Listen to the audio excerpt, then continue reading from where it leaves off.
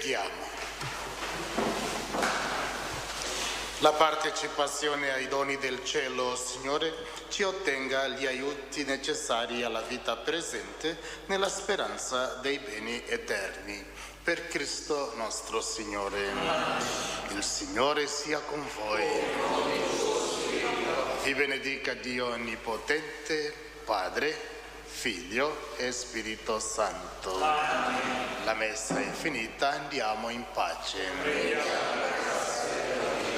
Buona serata a tutti. Grazie.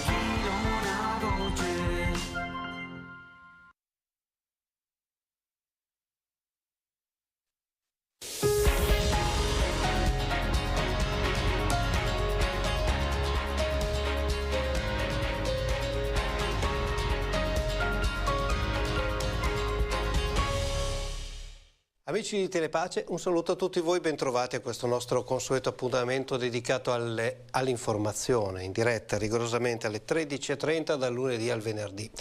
Cominciamo come consuetudine parlando di Papa Leone XIV in questa mattina, nel corso della quale vi abbiamo potuto proporre in diretta i momenti salienti di un autentico momento storico.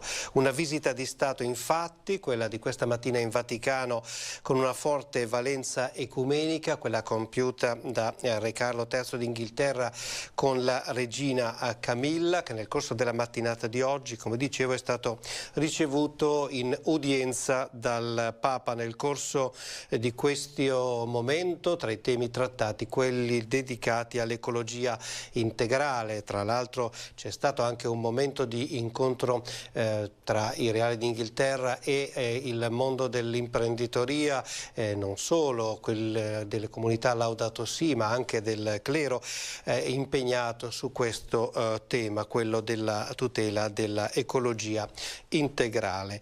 Successivamente, dicevo, un momento storico, quello che vi abbiamo potuto proporre in diretta dalla Cappella Sistina. Momento storico, dicevo, perché dopo 600 anni un Papa e un Reale d'Inghilterra hanno pregato insieme, tutto nella suggestiva cornice della Cappella Sistina.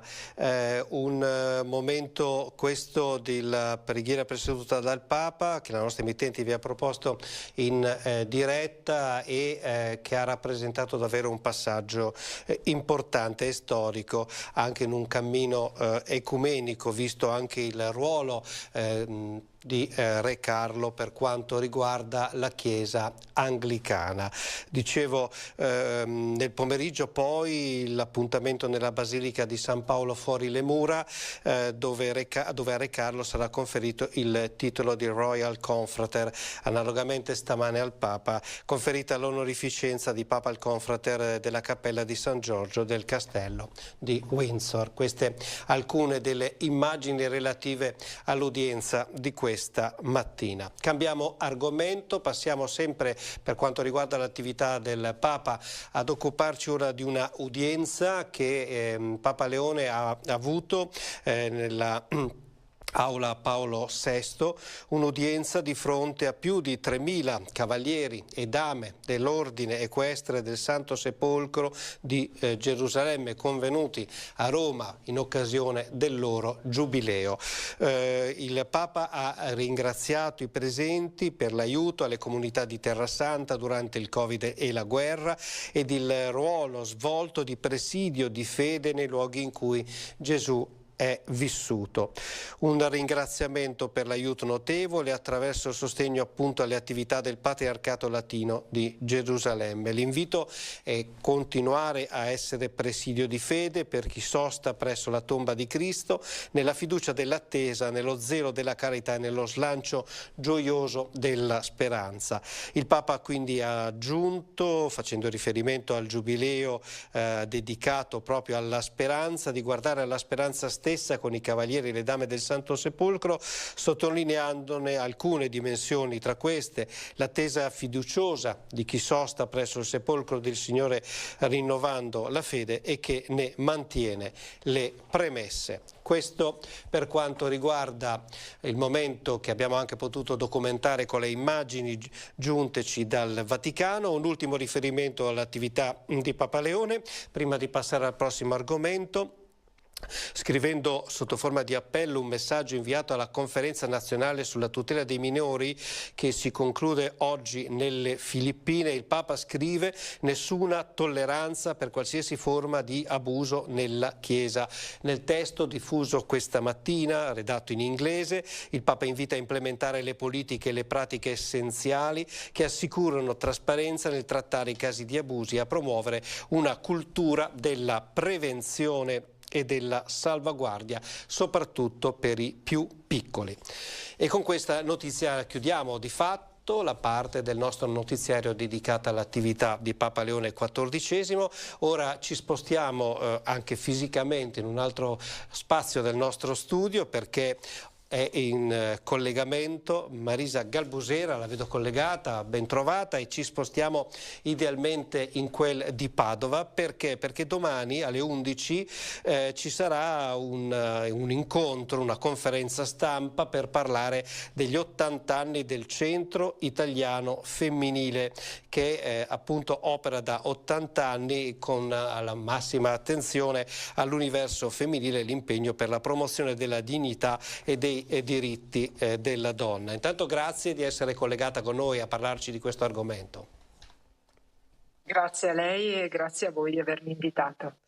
È una presenza attiva da 80 anni e che ha svolto un ruolo importante anche a livello culturale, non solo medico, di assistenza, per uno sviluppo appunto anche dal punto di vista culturale della città di Padova e dei dintorni in questo contesto specifico.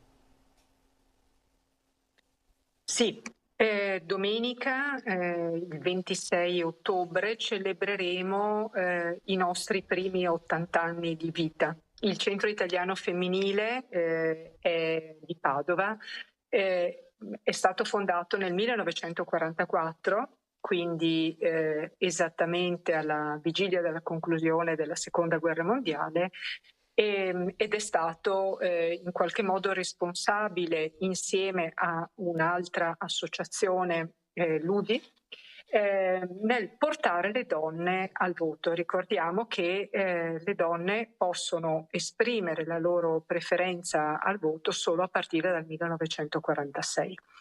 Quindi i nostri 80 anni sono una storia fatta di impegno per il femminile, che va nella direzione soprattutto di sostenere il genio femminile nell'agone politica, civile, culturale, ma anche nell'impegno con la solidarietà con la comunità tutta. Il Centro Italiano Femminile ha avuto negli anni moltissimi servizi e possiamo dire che ha contribuito alla ricostruzione dell'Italia post-bellica, quando gli uomini purtroppo o erano al fronte o erano morti a causa del conflitto mondiale. Restavano le donne e le donne si sono impegnate proprio per ricostruire un paese che era distrutto. Quindi l'attenzione al femminile, ma anche l'attenzione alla comunità e soprattutto l'attenzione ai minori, certo, ai bambini, agli adolescenti, che sono una delle questioni fondamentali del Centro Italiano Femminile. Ovviamente avete dovuto adeguare, rimodulare quello che è il servizio proposto. Vedo per esempio dal 72 il consultorio familiare socio-educativo, ma i tempi cambiano ovviamente e bisogna poter dare risposte sempre più adeguate, al punto che l'equipe che si occupa di questa struttura si è articolata in modo sempre più ampio e radicato proprio nel territorio.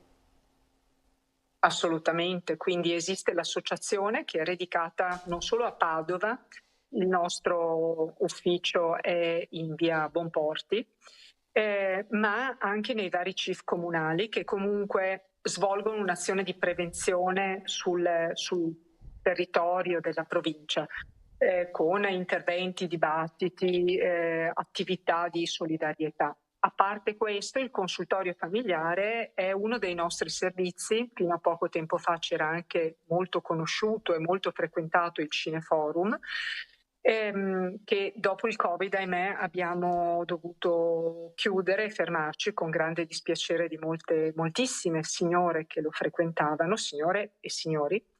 E il consultorio invece continua a operare e a ricevere donne, uomini, giovani, famiglie multiproblematiche, famiglie con matrimoni misti, situazioni di ogni genere.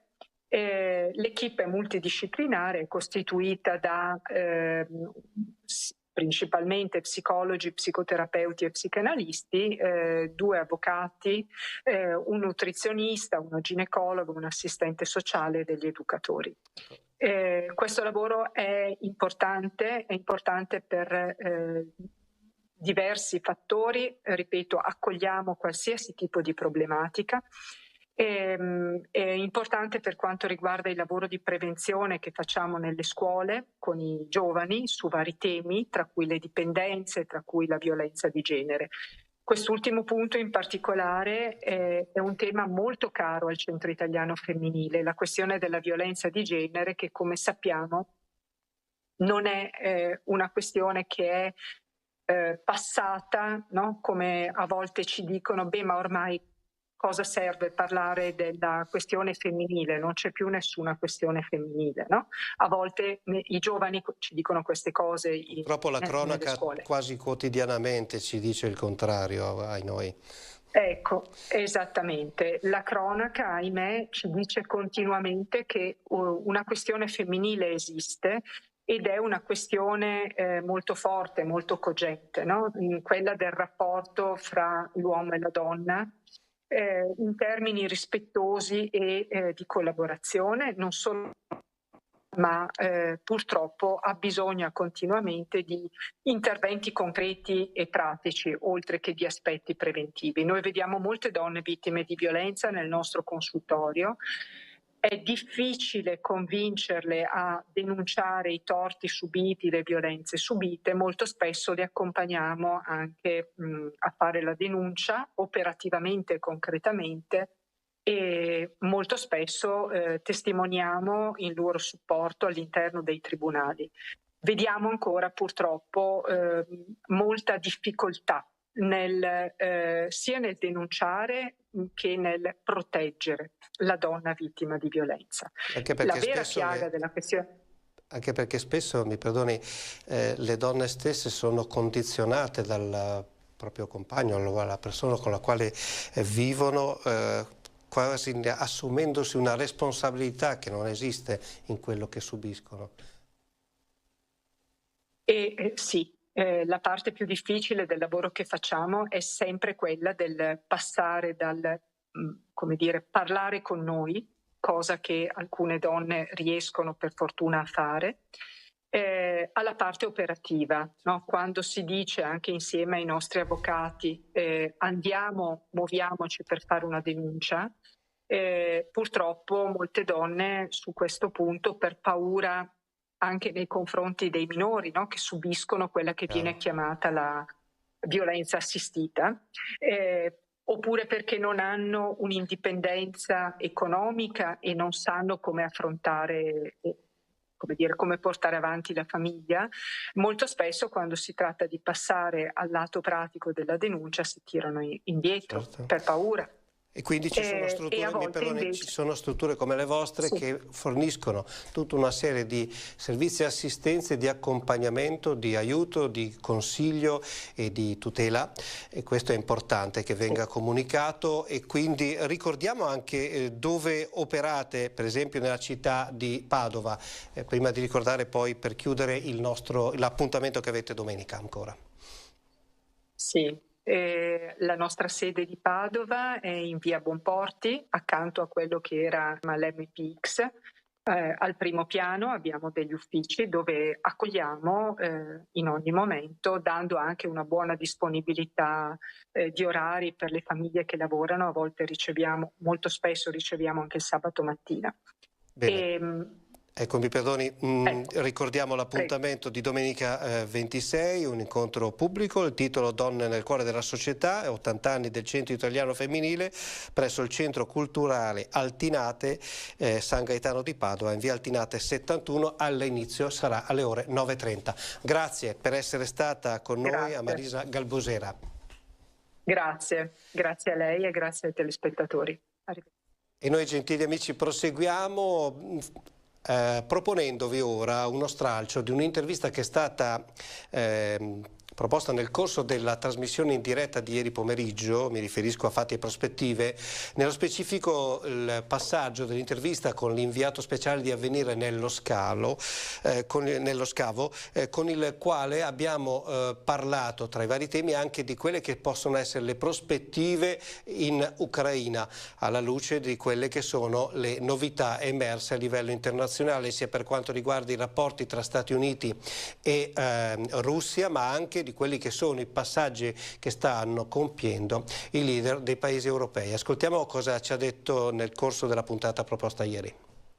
Quando stiamo per entrare nel quinto inverno di guerra, è strano che molti non abbiano capito che Putin non è né Netanyahu e neanche Hamas, nel senso che la sua abilità politica e la sua dimestichezza con i conflitti, sotto la sua leadership ci sono state una ventina di guerre che ha condotto la Russia, non portano a considerare la possibilità di una sconfitta russa che possa passare attraverso una mediazione, che possa significare per Mosca una resa. Quindi Putin sta giocando al gatto con il topo con Trump, non solo con l'Ucraina, ed è uno sport che gli riesce molto bene, tra l'altro attraverso anche il suo ministro degli esteri Sergei Lavrov, considerato universalmente come uno dei più abili ministri degli esteri al mondo, e questo non è necessariamente una considerazione di merito o positiva. E dunque farà il possibile per prolungare il conflitto nel momento in cui l'Ucraina è più debole dal punto di vista militare, anche perché è un paese che dispone di un numero di risorse umane per la guerra limitato rispetto a Mosca. E quindi questo lavoro di corrosione che Mosca sta conducendo negli anni fa pensare che Putin voglia sperare di poter sfondare da qualche parte nel fronte per poter poi trattare da una posizione di maggiore forza. Ieri c'è stata una sostanziale ammissione di sconfitta da parte di Putin che è stata poco notata, il quale ha detto che non intende sostanzialmente trattare sulla base delle regioni conquistate parzialmente. Il ministro degli esteri Lavrov addirittura detto: non possiamo lasciare che la maggior parte dell'Ucraina rimanga sotto controllo nazista, riferendosi al governo, apostrofando così il governo di Kiev. Però se dice che la maggior parte dell'Ucraina è sotto il controllo dell'Ucraina, sta riconoscendo che la guerra non è andata come le forze di Mosca e la politica soprattutto aveva preventivato all'inizio. Proprio questo ci fa capire che Putin non ha interesse in questo momento a negoziare, perché deve provare a guadagnare maggiori chilometri e provare chissà magari a sfontare e far precipitare il fronte. Questo è quanto ci ha detto Nello Scavo ieri pomeriggio nel corso del programma Fatti e Prospettive. Veniamo a Verona adesso con il prossimo contributo, perché questa mattina al Palazzo della Gran Guardia c'è stato un incontro sul tema futuro tra economia, finanza e società, la visione dei giovani economisti, raccolte da Lucio Fasoli, un estratto di 3 interviste ad altrettanti giovani. Abbiamo quindi ragionato questa mattina sul cercare una tipologia di agricoltura, di metodi di coltivazioni che esistono e su quali è possibile continuare a studiare e investire, diversi rispetto a quella che è stata l'agricoltura che potremmo chiamare chimico-industriale degli ultimi 120 anni. Cos'è che ti motiva e che ti ha motivato per realizzare il tuo lavoro in questo modo, in questo tuo percorso? Bella domanda. Io arrivo da un percorso totalmente differente. Io ho una laurea in giurisprudenza, mi sono specializzata in diritto internazionale. 6 anni fa ho deciso di lasciare il mio lavoro, avevo un contratto a tempo indeterminato a Bologna, e tornare alla terra, in quella che è stata l'azienda dei miei nonni. Sicuramente c'è un'attenzione particolare alla terra e all'importanza che riveste al giorno d'oggi. È necessario e fondamentale trovare proprio dei nuovi modi che ci consentano di continuare a usare e tutelare la terra, che proprio Papa Francesco nella sua Laudato Si ha inserito tra i più poveri, tra i poveri della terra. Si parla del futuro dell'economia e della finanza, è veramente in evoluzione. Come te le immagini tra 10 o 20 anni, vedendo il cambiamento in corso adesso? Beh, l'economia è fatta di produzione, quindi di trasformazione di un capitale, la finanza di un flusso monetario, quindi probabilmente bisogna trovare un equilibrio, diciamo, tra la produzione in sé del bene e quelle che sono le potenzialità di visione, dove anche nella finanza c'è, voglio dire, un atto creativo. Nella finanza al centro c'è un rapporto comunque fiduciario e quindi c'è questo tema di fiducia, per cui voglio dire al centro di tutti i nuovi modelli di economia, perché è sicuramente un aspetto relazionale molto forte. Come stanno cambiando le priorità dei giovani imprenditori rispetto alla generazione precedente? Sì, io vedo due dinamiche, una dinamica necessaria che però può essere da considerare un po' più delicata, che è quella della digitalizzazione, che è importante e anche noi stiamo investendo molto nella digitalizzazione, quindi con l'importanza di accelerare i processi affinché insomma l'attività anche bancaria con gli imprenditori sia più facile, meno burocratica, insomma ci sia un sollievo e non un peso nelle operazioni. D'altro canto però l'esigenza è anche quella di alzare il telefono e avere una risposta, quindi creare questa relazione tra gli imprenditori giovani e i nostri per esempio istituti di credito, che sia presente e costante nel territorio, e quindi anche quel presidio fisico diventi motivo per il quale andare a disturbare una persona per ottenere il servizio che serve. Grazie a Lucio Fasoli e a Luca Barolo che ha curato le riprese di questo contributo. Andiamo avanti, il prossimo collegamento, Brando Ricci, giornalista di Nigrizia. Collegatolo, ecco, buongiorno, ben trovato Brando. Buongiorno, grazie. Allora, per parlare di un appello per El Fasher che Nigrizia ha lanciato in questi giorni, i missionari comboniani chiedono al governo italiano un intervento urgente per istituire corridoi umanitari protetti per i civili bloccati senza cibo nella città assediata in Darfur. Spiegaci per cortesia che cosa sta capitando. Sì, certamente, grazie mille per l'occasione di parlare di questo appello. El Fasher è il capoluogo del Nord Darfur ed è in questo momento uno degli scenari più critici della guerra che prosegue in Sudan da 2 anni e mezzo, è uno degli scenari più critici dal punto di vista dei combattimenti e dal punto di vista umanitario.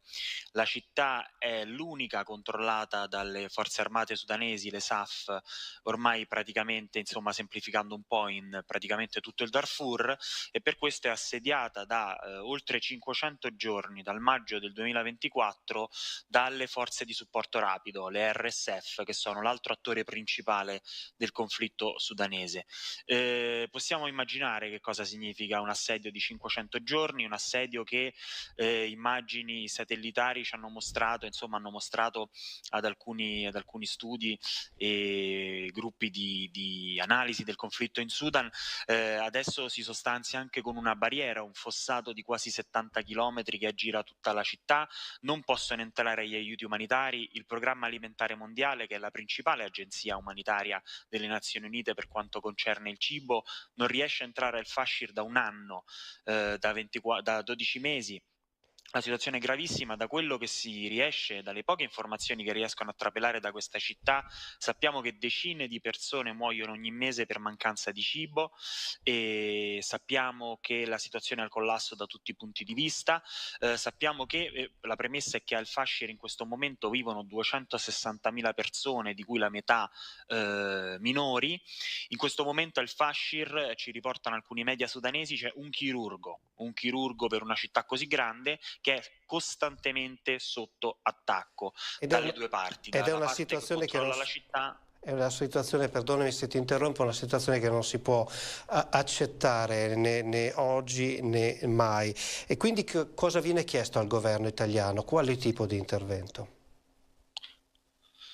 Molto, tra virgolette, semplicemente 3 passaggi: fare innanzitutto tutto quello che è nel suo potere all'interno dei vari consessi internazionali di cui fa parte per spingere per una tregua umanitaria quantomeno nel Nord Darfur. L'ideale sarebbe chiaramente estenderla a tutto il Sudan, ma quantomeno nel Nord Darfur, quindi una tregua e la creazione di passaggi sicuri per i civili che vogliono uscire dalla città. E terzo punto, il ripristino dell'accesso umanitario, che dovrebbe essere un dato di fatto in qualsiasi conflitto, ma sappiamo che non è così in sempre più conflitti.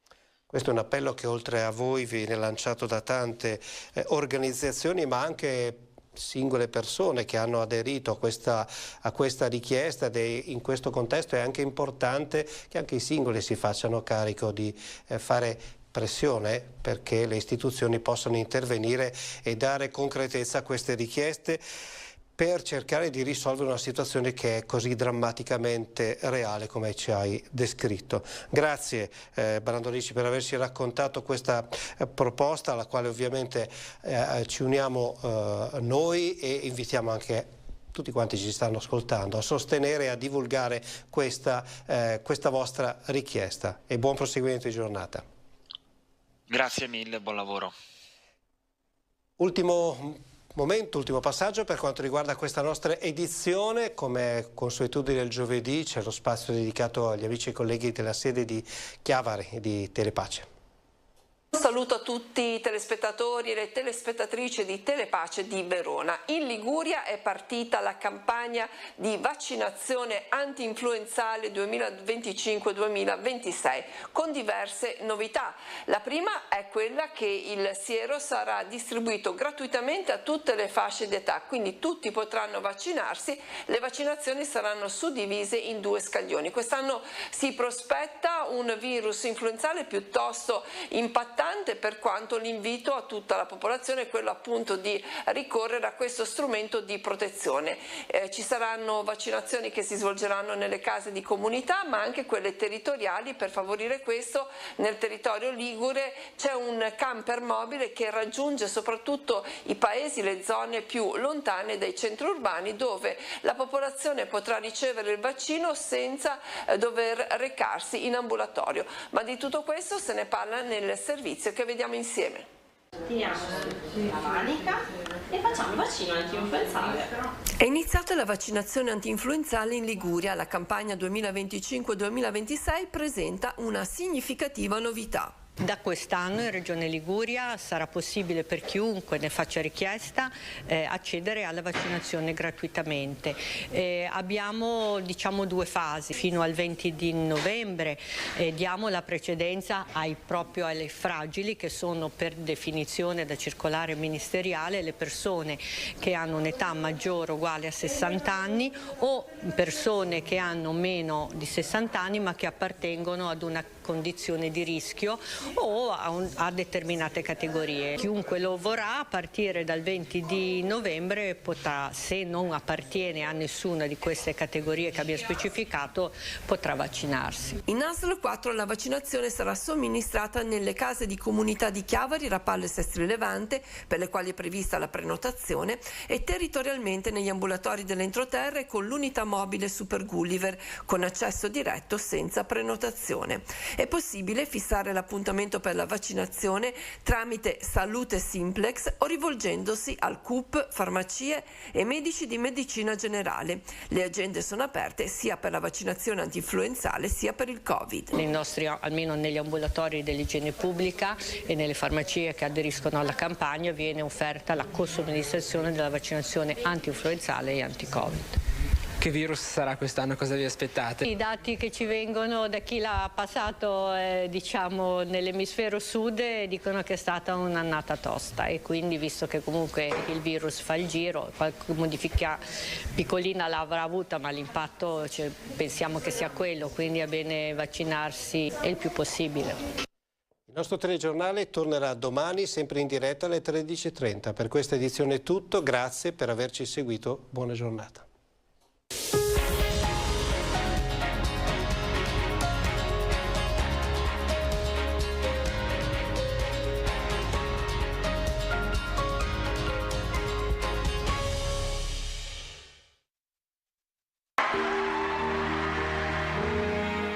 Mercoledì a partire dalle 9:45 appuntamento con l'udienza generale del Papa, un'occasione per ascoltare la voce di messaggi del successore di Pietro. Nel nome del Padre, del Figlio e dello Spirito Santo, la pace sia con voi.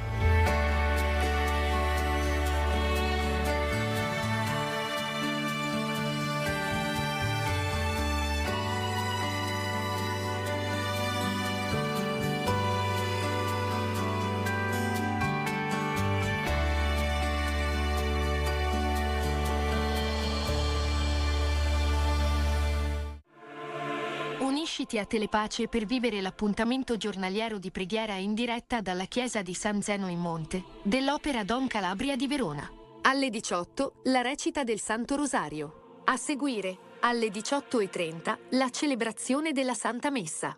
Dal lunedì al venerdì in diretta su Telepace.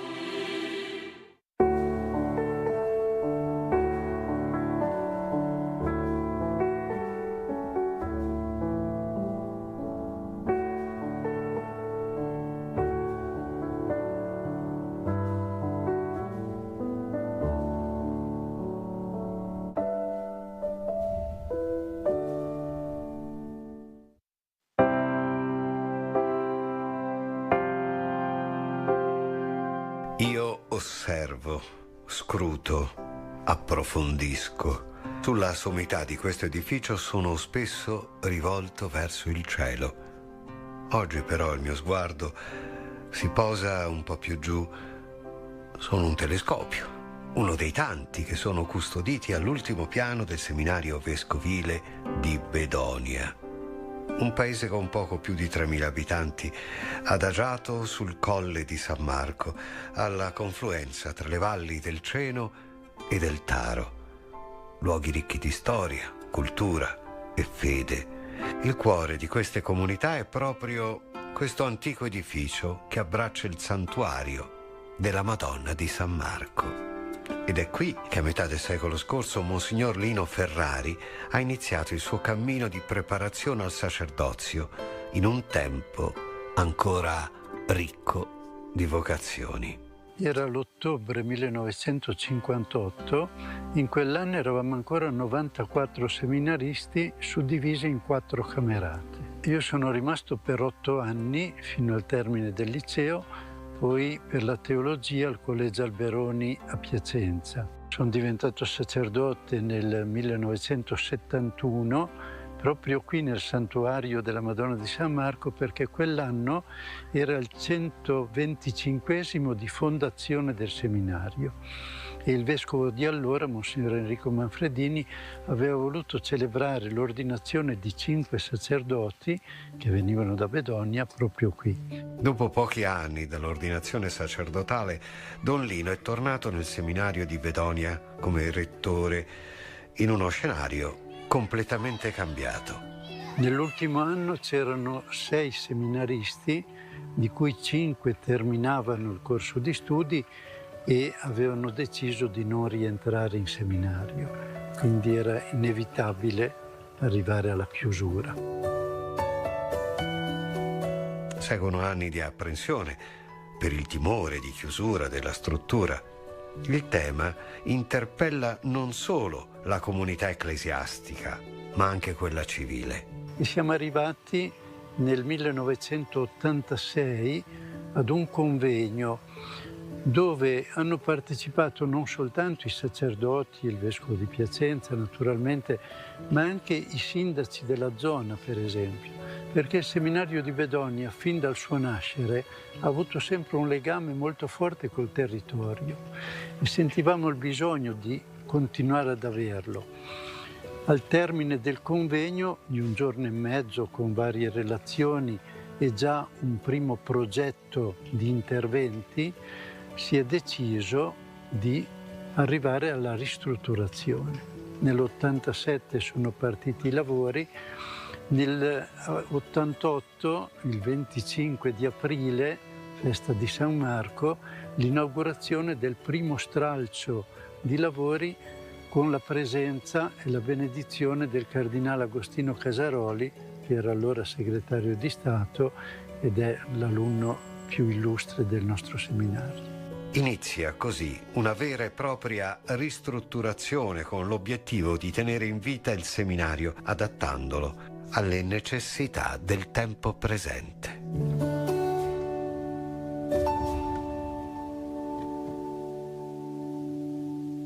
Il desiderio è che il seminario rimanga casa dei sacerdoti della zona, luogo di formazione anche per i nuovi ministeri, il diaconato permanente e poi gruppi vocazionali, ma anche accoglienza di momenti di formazione per ragazzi, giovani, e abbiamo sempre detto è stato anche un luogo di cultura, soprattutto per questa zona, iniziative culturali.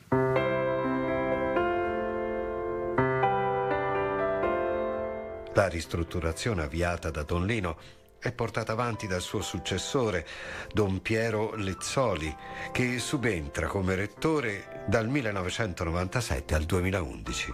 Quando sono arrivato io certe cose erano già cominciate, ma di lavori da fare ce n'erano ancora tanti, ecco. E quindi dal lato pastorale si faceva un servizio sia a livello di parrocchie sia a livello più vasto anche di vicariato. si erano fatti corsi dei fidanzati, gli incontri mensili per le coppie di sposi, si erano fatti a livello di vicariato alcuni convegni sulla pastorale in montagna per vedere cosa poteva essere utile in queste parrocchiette di montagna che sono molto piccole, che andavano spopolandosi, eccetera. E quando veniva a chiudere questi convegni il vicario generale di allora, che adesso purtroppo è morto, Monsignor Antonio Lanfranchi, che era stato anche vescovo poi di Modena, lui ci diceva che stiamo facendo delle scelte che poi verranno buone per tutta la diocesi, perché mancando i preti bisogna mettere in piedi altre iniziative di formazione, di celebrazioni della parola nelle piccole parrocchie. Per chi arrivava al seminario, una delle visite tradizionali era proprio al Museo di Storia Naturale, che era iniziato nel secolo scorso, addirittura negli anni 30, ad opera di un sacerdote che era insegnante di scienze. Aveva cominciato con i seminaristi a raccogliere insetti, farfalle, piccoli animali da far imbalsamare. Poi gli exalunni, soprattutto missionari, hanno mandato vari reperti e così, e il museo si è arricchito.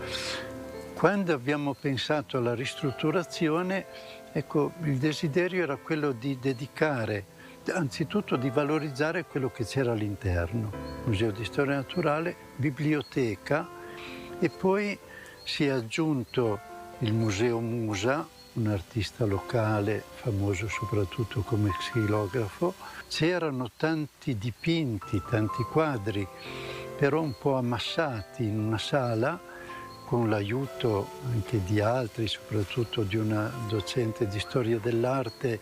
Si sono trovati anche gli aiuti per restaurare alcuni quadri, per pubblicare il catalogo, e abbiamo aperto la quadreria del seminario. E poi il Centro Studi Cardinale Casaroli ha dato vita ad alcune sale sull'emigrazione. Il nostro territorio è sempre stato territorio di emigrazione e sono stati raccolti documenti interessanti, fotografie. Poi una sala di archeologia, c'erano già alcuni reperti. Un archeologo di Parma, Angelo Ghieretti, si è interessato, e anche questa sala è significativa perché dimostra la presenza dell'uomo in questi territori già nelle epoche preistoriche. Quindi una serie di beni che per chi arriva sono occasione anche per una visita guidata.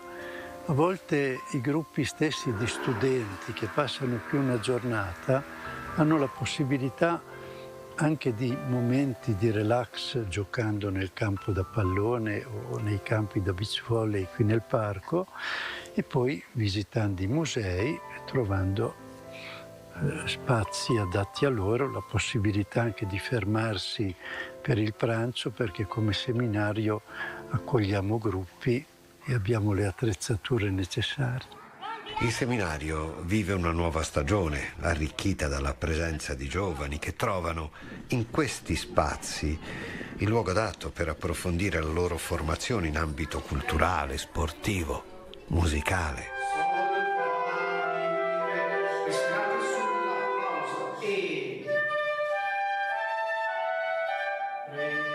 Un po' di anni fa ho avuto l'occasione di incontrare Don Lino, che è l'attuale rettore appunto del seminario, in occasione di un concerto, parliamo di più di 10 anni fa, e mi ha portato in visita appunto in questo luogo che mi ha lasciato veramente sorpreso per la sua bellezza e l'unicità degli spazi. E dopo qualche tempo appunto mi è venuto in mente di organizzare qualcosa dove poter coinvolgere i giovani in questa sorta di oasi per la sua tranquillità, la sua bellezza, appunto luogo ideale per far sì che i giovani potessero in qualche modo trovarsi, studiare, suonare e stare insieme. 3, 4.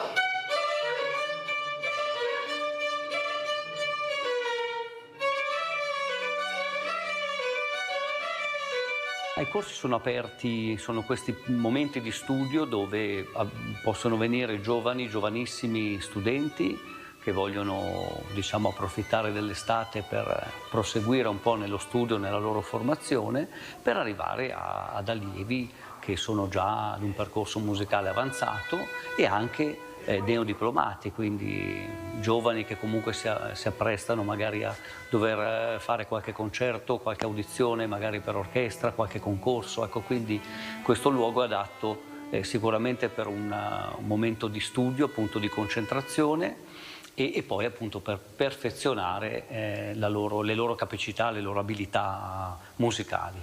E la cosa che io ho trovato appunto in questo luogo un po' davvero unica in questo senso è il fatto che i ragazzi appunto possano, oltre a studiare il proprio strumento, trovare un momento di condivisione con gli altri, soprattutto per quanto riguarda la musica d'insieme, che è la musica da camera, quindi sono duo, trio, quartetto, delle formazioni, e la cosa bella è che qui appunto trovandosi vari strumenti, magari abbiamo violino, abbiamo flauto, abbiamo pianoforte, ecco che la cosa bella è che i ragazzi, finite le lezioni stabilite diciamo dal programma, si trovano, quindi magari suonano qualcosa insieme, decidono di fare dei brani, quindi coadiuvati ovviamente con i docenti, trovano questi momenti di musica d'insieme dove si conoscono a livello musicale, ma poi andando oltre ovviamente ci sono dei momenti di relax, c'è una struttura bellissima, un parco fantastico, e quindi i ragazzi possono trovare questo momento di condivisione anche senza strumenti, quindi si conoscono,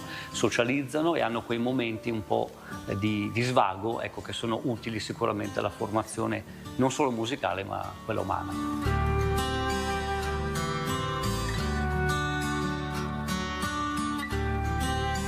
Tra i fiori all'occhiello del seminario di Bedonia c'è il Centro Audiovisivi, esperienza che affonda le radici nel passato e che oggi si sta rinvigorendo grazie alle moderne tecnologie. Quel progetto è nato grazie all'intuizione di un sacerdote che tuttora risiede qui nel seminario, Don Bruno Cardinali, il quale aveva coinvolto un gruppo di giovani per provare a produrre, ovviamente all'epoca era tutto analogico, qualche trasmissione che poi grazie alla collaborazione che avevamo e che abbiamo ancora tutt'oggi con l'emittente locale Teleradio Talo venivano ridistribuiti. All'epoca quindi facevamo una trasmissione settimanale e in più ritrasmettevamo anche qualche funzione direttamente dalla Basilica. Questa esperienza del centro audiovisivi negli anni poi per impegni, per persone che sono dovute andare via per lavoro, era andata un po' scemata. Il Covid ci ha ristimolato sotto questo punto di vista, perché ci siamo resi conto che soprattutto, ma non solo nelle nostre zone, avrebbe fatto piacere alle persone vedere la messa direttamente dalla loro chiesa, vedere il loro sacerdote. E quindi abbiamo deciso di lanciarci in questa idea, all'inizio con i pochi mezzi che avevamo a disposizione, quindi un piccolo computer, una connessione neanche troppo veloce. E da lì siamo partiti. Dopodiché abbiamo discusso con il rettore del seminario, quindi con Monsignor Ferrari, decidendo di fare un ulteriore passo in avanti, perché secondo noi dovevamo essere in grado di offrire un prodotto qualitativamente migliore rispetto a quello che avevamo così messo insieme all'inizio. Alcune volte dico sempre, il quadro è importante ma anche la cornice è importante, quindi anche come trasmetti il messaggio è importante sia da un punto di vista audio che da un punto di vista video.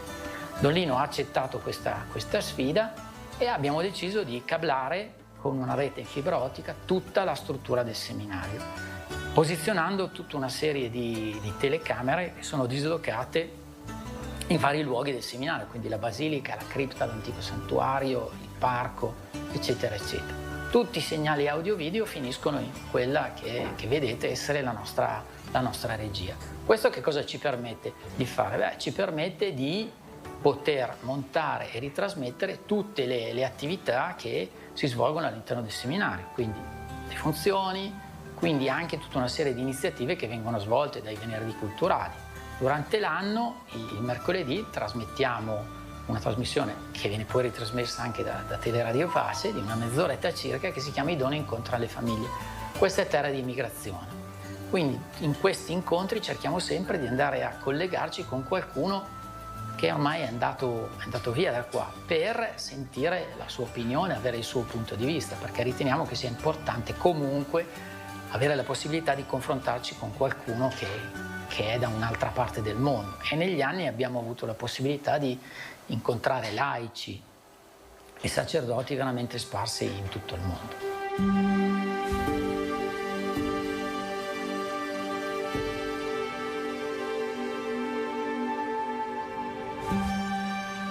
Infine, eccomi qua. Io sto all'ultimo piano, quello dal quale si possono osservare le stelle, sia quelle della volta celeste, sia quelle riprodotte nel planetario inaugurato nel 1995 dall'astrofisica Margherita Hack. Sono qui a testimoniare e custodire questo prezioso luogo che tiene in vita un'intera comunità. È un polo culturale che ha un bacino di utenza che va oltre il paese, va a livello anche provinciale, eccetera. E l'ospitalità che si fa soprattutto d'estate, ma anche d'inverno, sia per gruppi parrocchiali che vogliono fare qualche giorno di esperienza, sia a volte anche gruppi sportivi o di altro genere, ecco, possono trovare qui la possibilità di essere accolti, eccetera. E quindi questo è qualcosa di bello e di positivo.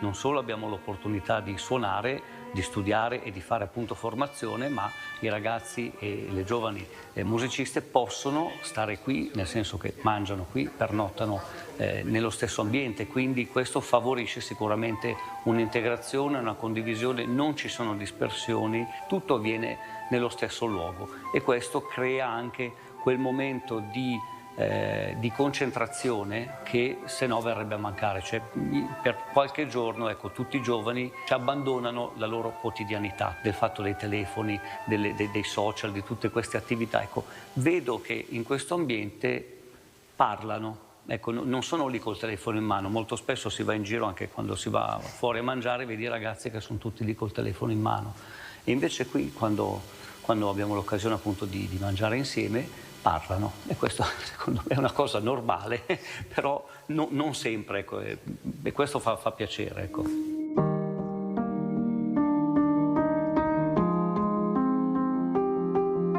Uno degli obiettivi che ci poniamo è proprio questo, cioè diventare un punto ancora di più di formazione. Il seminario è nato perché serviva un luogo per la formazione, quindi Don Lino insiste su questa cosa, io sono completamente d'accordo con lui, noi dobbiamo rimanere luogo di formazione spirituale, culturale, ma luogo di formazione.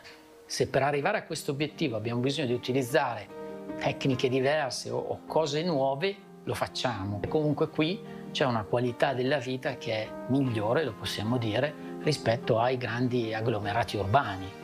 Quindi se riusciamo ad avere dei mezzi che ci permettono di coinvolgere e raccogliere le persone e farle ritornare anche nel loro ambito naturale, perché non farlo? Questo è un esempio, qualcosa si può fare, in quella direzione qualcosa va fatto. Noi abbiamo la fortuna di avere anche il seminario a fianco del santuario della Madonna di San Marco, Madre della Consolazione.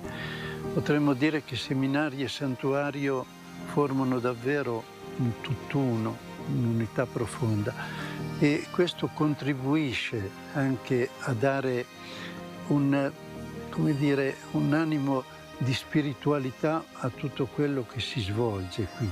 Ecco, lo dicono in tanti che arrivando si trovano come avvolti da un clima particolare. Il desiderio è di contribuire alla formazione, soprattutto dei ragazzi e dei giovani, ma anche degli adulti. Abbiamo fatto incontri per le famiglie, ne abbiamo in programma anche in questo periodo. Quindi che rimanga centro di spiritualità, perché in un ambiente sempre più laico c'è bisogno, credo, di ambienti che permettano davvero di isolarsi un po' dal mondo, di sentirsi in un clima che aiuta a rientrare in se stessi, a guardarsi dentro e anche a recuperare quei valori di fede che tanti, tutti direi, portiamo dentro.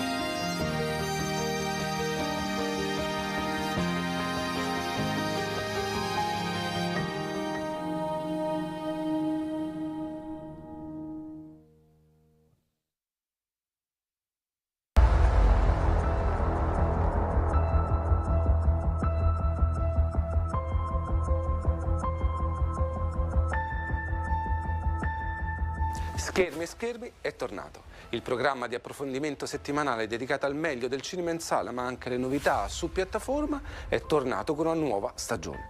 A produrre sempre Telepace Roma in collaborazione con la Commissione Film della Conferenza Episcopale Italiana e come sempre ci rivolgiamo a tutti voi spettatori appassionati di cinema, di serie TV, accompagnandovi nelle scelte appunto tra quelli che sono i titoli più interessanti che troviamo nelle sale cinematografiche ma anche nel mondo della televisione lineare o sulle principali piattaforme. Titoli votati all'intrattenimento, all'evasione e perché no anche a qualche proposta in chiave educational da recuperare in ambito educativo o pastorale. E allora ci rivolgiamo a tutti voi, adulti, giovani, famiglie, educatori e operatori pastorali e ci trovate come sempre ogni sabato su Telepace ma anche nei giorni successivi in replica sempre su Telepace oppure sul portale di Telepace e sul canale YouTube dedicato.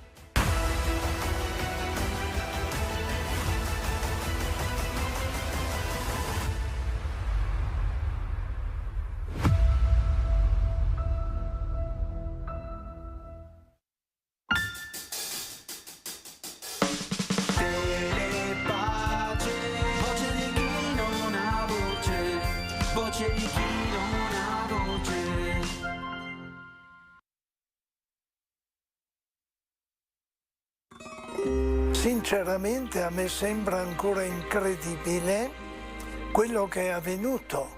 Ogni giorno Don Guido Todeschini ci racconta la nascita delle nostre emittenti attraverso la trasmissione I Medaglioni, le grandi opere di Dio. Lo Spirito Santo aveva già suscitato nei ragazzi quella intuizione profetica. Ogni giorno alle 8:20, alle 13 e alle 20, uno spazio per conoscere la nostra storia. Non dimentichiamo le parole sempre di San Giovanni Paolo II quando ci ha affidato l'icona di Maria Stella dell'Evangelizzazione. Sarà la celeste patrona di Telepace. Le grandi opere di Dio, a cura di Don Guido Todeschini. Perché in questa casa ci sono state centinaia di migliaia di ragazzi, centinaia di migliaia, di ogni ceto sociale, cioè abbiamo raccolto tutti.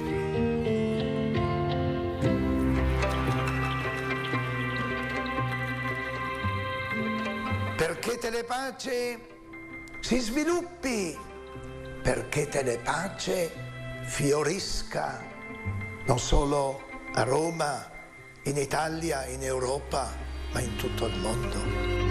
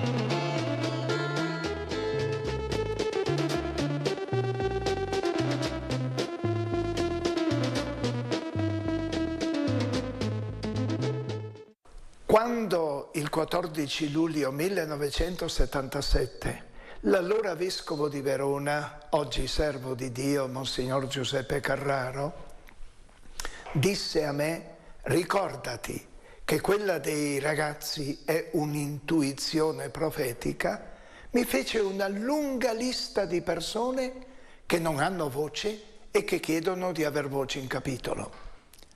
Incominciò con i bambini, passò agli anziani, agli ammalati, agli handicappati, ai drogati, ai sordi, ai muti, ai ciechi, agli stranieri, gli stranieri. Telepace, sin dagli albori, ha avuto come impegno di attendere anche agli stranieri. E devo dire che l'ottava colonna che tiene sull'edificio di Telepace recita così: Telepace, canale di attenzione e di accoglienza degli orfani e degli stranieri. Gli stranieri. Telepace, a partire dal 1982, ha aperto come una porta agli stranieri, con borse di studio così concepite, famiglie o persone singole che avessero voluto aiutare studenti stranieri presenti in Italia, soprattutto a Verona, poi dirò il perché, che avessero bisogno perché provenienti da paesi emergenti. I primi due sono Janus e Jarek, tutti e due provenienti dalla Polonia, il paese del Papa. Io non posso dimenticare quando li ho incontrati la prima volta. Fu uno dei nostri collaboratori, operatori, ad andarli a prendere, si trovavano in città, fu Giovanni Brutti che li portò a Casa Gioiosa e mi ricordo Janus biondo, c'era una persona a Casa Gioiosa che disse, come sentì che veniva dalla Polonia: tu rassomigli tutto al Papa, rassomigli tutto al Papa. E poi Jarek, direi uno più bravo dell'altro, uno più impegnato dell'altro. Veramente l'opera delle borse di studio è incominciata veramente bene. Io mai avrei pensato che quei due giovani, quei due ragazzi che avevano telefonato a me perché avevano ascoltato, avevano sentito, seguendo Radio Pace e Telepace, che forse la carità era di casa presso di noi. D'altra parte, scriveva Papa Paolo VI prima di morire: pace e vita sono sinonimi. Pace e gioia sono sinonimi. Gioia e amore sono sinonimi. Casa gioiosa, casa amorosa, cioè la casa dell'amore, della carità. Hanno chiesto di poter essere aiutati. E mi ricordo come partimmo. Partimmo lanciando un appello a tutti gli ascoltatori. E l'appello era questo: potessimo avere o persone o famiglie che offrissero 3 milioni annui. Sono passati tanti anni, le nostre borse di studio sono ancora di 3 milioni. Erano 3 milioni di lire, oggi sono 1.550 euro. E queste sono le borse di studio. Ma come vengono date, come sono state poi distribuite queste borse di studio? Premetto una cosa molto importante: Telepace non ha denaro, con l'imbarazzo della scelta da dire adesso dividiamo. No, vive di carità, è poverissima. Lei stessa avrebbe bisogno, usando dei suoi strumenti, di dire: ascoltatori, ascoltatrici, telespettatori, telespettatrici, datemi una mano. Sono povera, ho debiti, li ho grandi, Non ho neanche i soldi in questo mese per pagare gli operatori, datemi una mano. Non lo può fare. Telepace può chiedere la carità per tutti tranne che per sé, alla televisione e anche alla radio. Invece Telepace, coi suoi responsabili, lo può fare personalmente, bussando alla porta, chiedendo a chi può fare qualcosa se lo fa. Questo sì, ma in televisione non può fare questo. Piuttosto sono incominciate le richieste, le domande. E allora studenti provenienti dalla Terra Santa, provenienti dal Brasile, dal Marocco, dico alcune, dal Libano, dall'Algeria, dalla Tunisia, studenti provenienti dalla Polonia, provenienti da altri paesi, adesso non li cito tutti, paesi emergenti. Quando Papa Giovanni Paolo II, il 22 marzo del 2003, in occasione del 25esimo, riceverà in un'udienza privata tutti gli operatori di Telepace, ringrazierà tutti per quello che Telepace fa anche per ragazzi provenienti da paesi, tra virgolette, emergenti. Ma vorrei raccontare un episodio. Un anno dopo i borsisti erano una decina. Mi venne l'idea, una sera del primo sabato del mese, di portarli a Roma, nella Cappella Paolina, dove il Papa recitava il rosario ogni primo sabato del mese.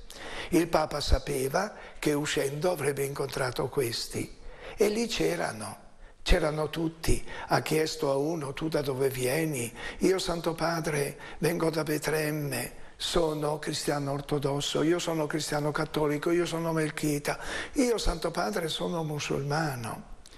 Il Papa, dandomi una pacca sulla spalla, mi disse: Don Guido, questa è un'opera grande, bisogna portarla avanti anche con sacrificio.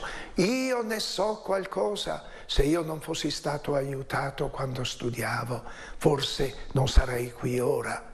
È un'opera grande, bisogna portarla avanti.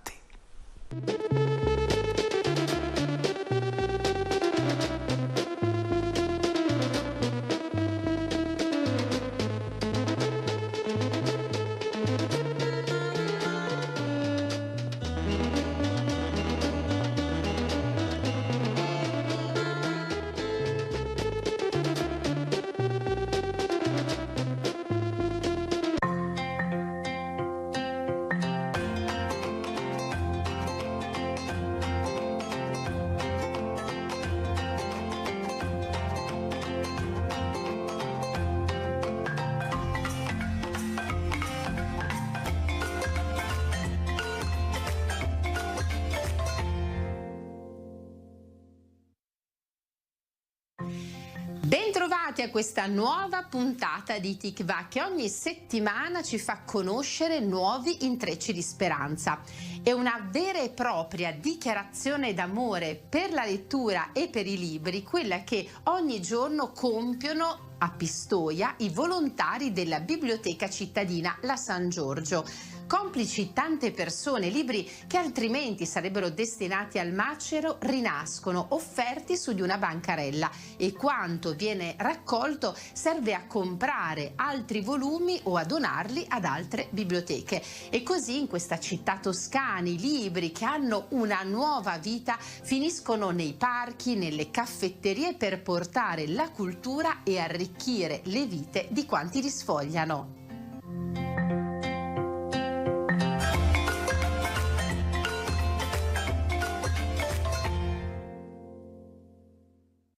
Sono Piera Baronti, sono nell'associazione degli amici della San Giorgio e stamattina siamo qua abbiamo allestito la bancarella del libro.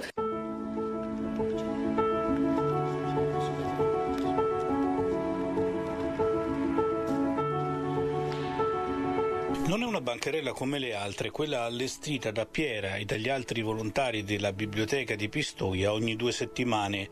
Lo spazio, posto all'ingresso della San Giorgio e curato dall'associazione Amici della San Giorgio, tra opere d'arte e tante persone, soprattutto giovani, che la frequentano ogni giorno, è diventato nel tempo una tappa degli appassionati di romanzi ed altri generi letterari. Sui tavoli libri donati dagli stessi pistoiesi, che invece che finire al macero trovano una nuova vita, arricchendo con le loro storie quella di altri lettori. Una quantità di libri incredibile, si parla nel 2024 di circa 13.000 libri, ma di cui solo poche centinaia vengono messi a catalogo. Il resto passa tutto attraverso le nostre mani, cioè degli Amici della San Giorgio, attraverso una selezione.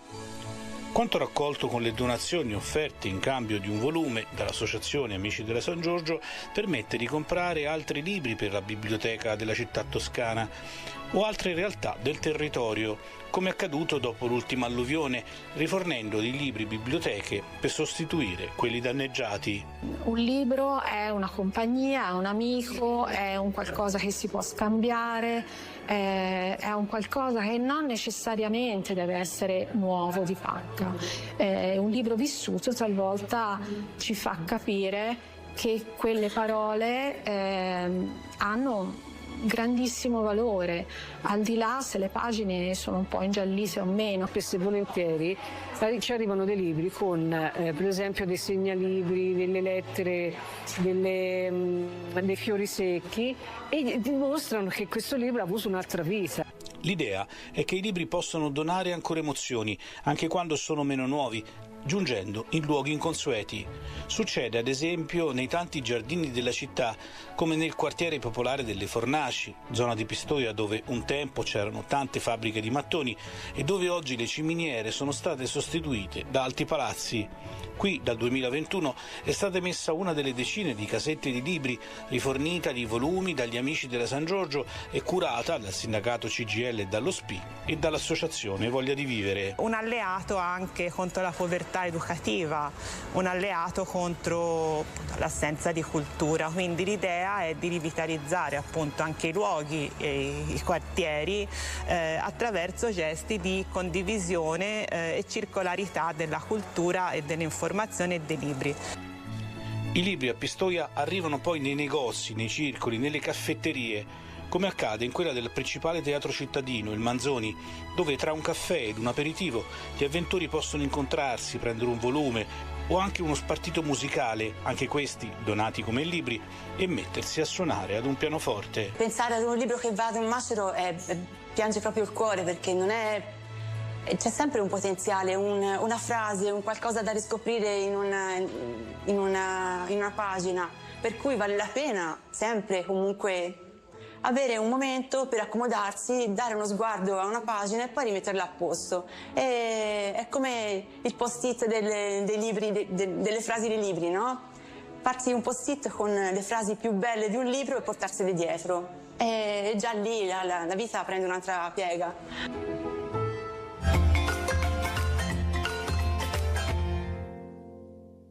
Ad un anno dalla scomparsa di Totò Schillaci, la figlia Jessica racconta il campione d'Italia 90 non solo sul campo, ma soprattutto come uomo e come padre. Solo io posso scrivere di te, ricordi di un papà campione, è il titolo di un omaggio intimo e autentico al calciatore che il pubblico ha amato per la sua umiltà, semplicità, simpatia. Con una voce sincera, profonda e senza filtri, Jessica mostra anche il Totò più fragile, quello che lei ha accompagnato nei momenti di paura e negli ultimi giorni in ospedale. Del campione delle notti magiche, degli occhi spiritati che hanno conquistato il mondo si è scritto tanto, ma dell'uomo e soprattutto del papà può parlare solo chi in quegli occhi ci ha vissuto ogni giorno, fino all'istante in cui si sono chiusi.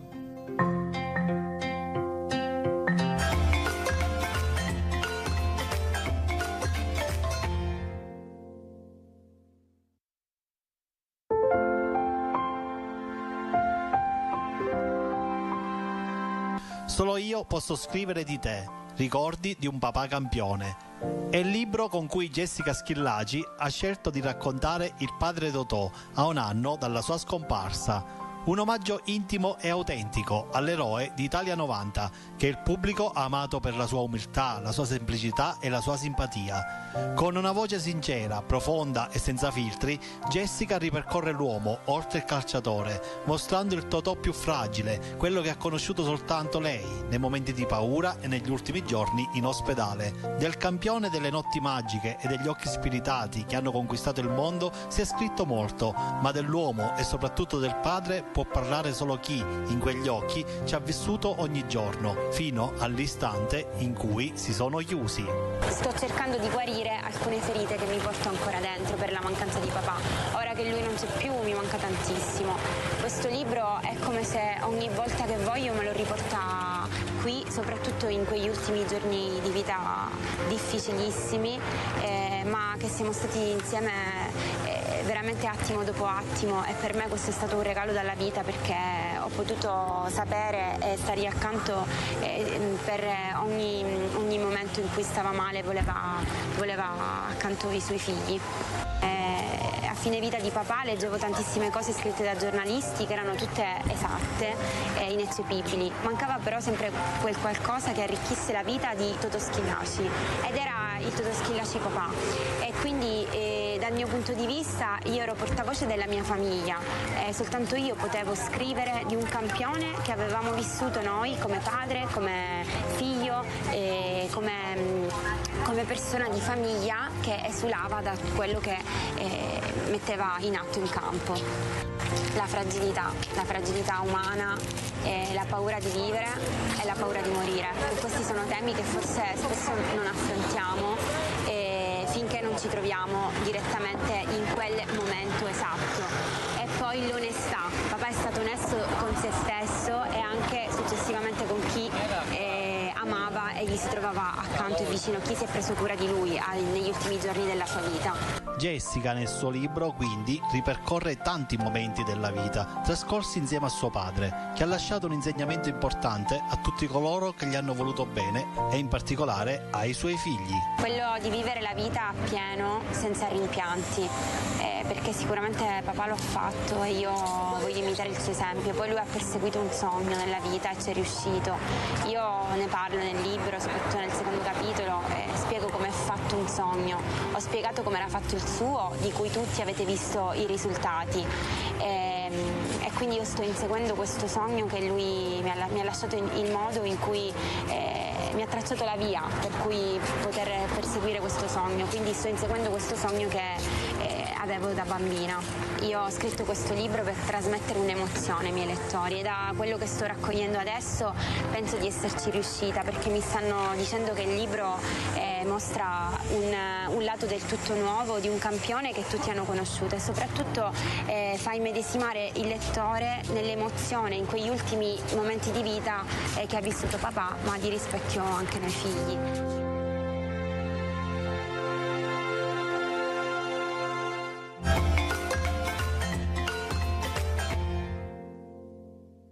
La prossima storia arriva dalla Liguria e ci parla di una giovane donna, Paola, titolare di un'agenzia di comunicazione a Milano, che 3 anni fa, a seguito di un infarto e di un ictus, ha perso l'uso della parola. A quel drammatico momento sono seguiti mesi intensi di riabilitazione, alleviati dalla presenza di Ugo, un cucciolo di levriero che le è stato sempre accanto e l'ha stimolata a non abbattersi. Oggi Paola riesce nuovamente a parlare e dedica tanto del suo tempo ad incontrare le persone per diffondere un messaggio di speranza anche nelle situazioni più difficili della vita.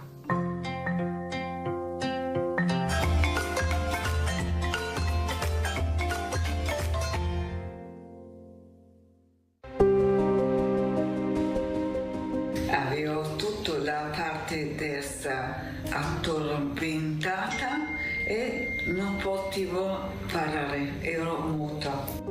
La voce è sempre stata il suo strumento, ma proprio quella voce le è stata portata via 3 anni fa da un ictus. È la storia di Paola Nicolai, titolare di un'agenzia di comunicazione a Milano, una donna amante del suo lavoro e della sua vita, una vita che è rimasta appesa a un filo quando è stata colpita prima da un infarto e subito dopo da un ictus che l'ha resa afasica. Paola però non ha trasformato in sconfitta questa dura prova a cui è stata sottoposta, ma al contrario l'ha tramutata in un'opportunità di rinascita. Per me la parola, la voce è il mio strumento, come fossi io una pianista senza mani.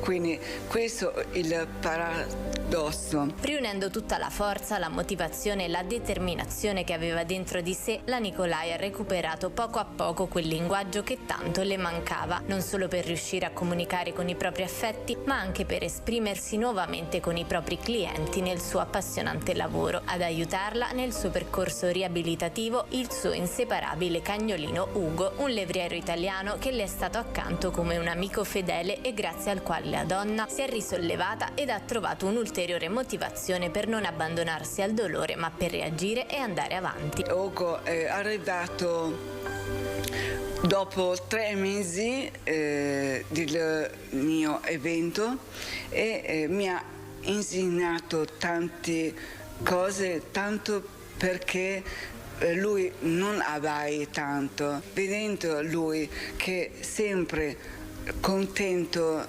felice, voglia di vivere grande, ho pensato che anche senza parole potevo essere contenta. La vicenda vissuta da Paola è intensa e commovente, tanto che ha deciso di racchiuderla in un libro intitolato Ho ascoltato la mia voce, sono la donna che visse 2 volte. Il messaggio della Nicolai è che tutti possiamo farcela, basta trovare il giusto coraggio per apprezzare il dono della vita. Basta affrontare le cose con il cuore e essere contenti anche le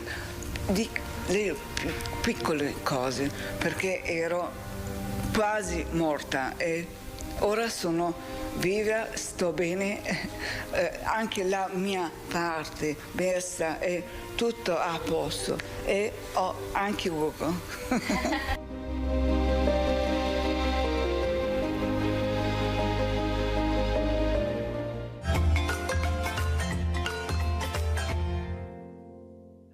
Sono giovani provenienti da tutta Italia che nei territori in cui vivono portano avanti progetti di rete per costruire la pace nelle loro città ogni giorno. Di qui il loro nome, Giovani Costruttori di Pace.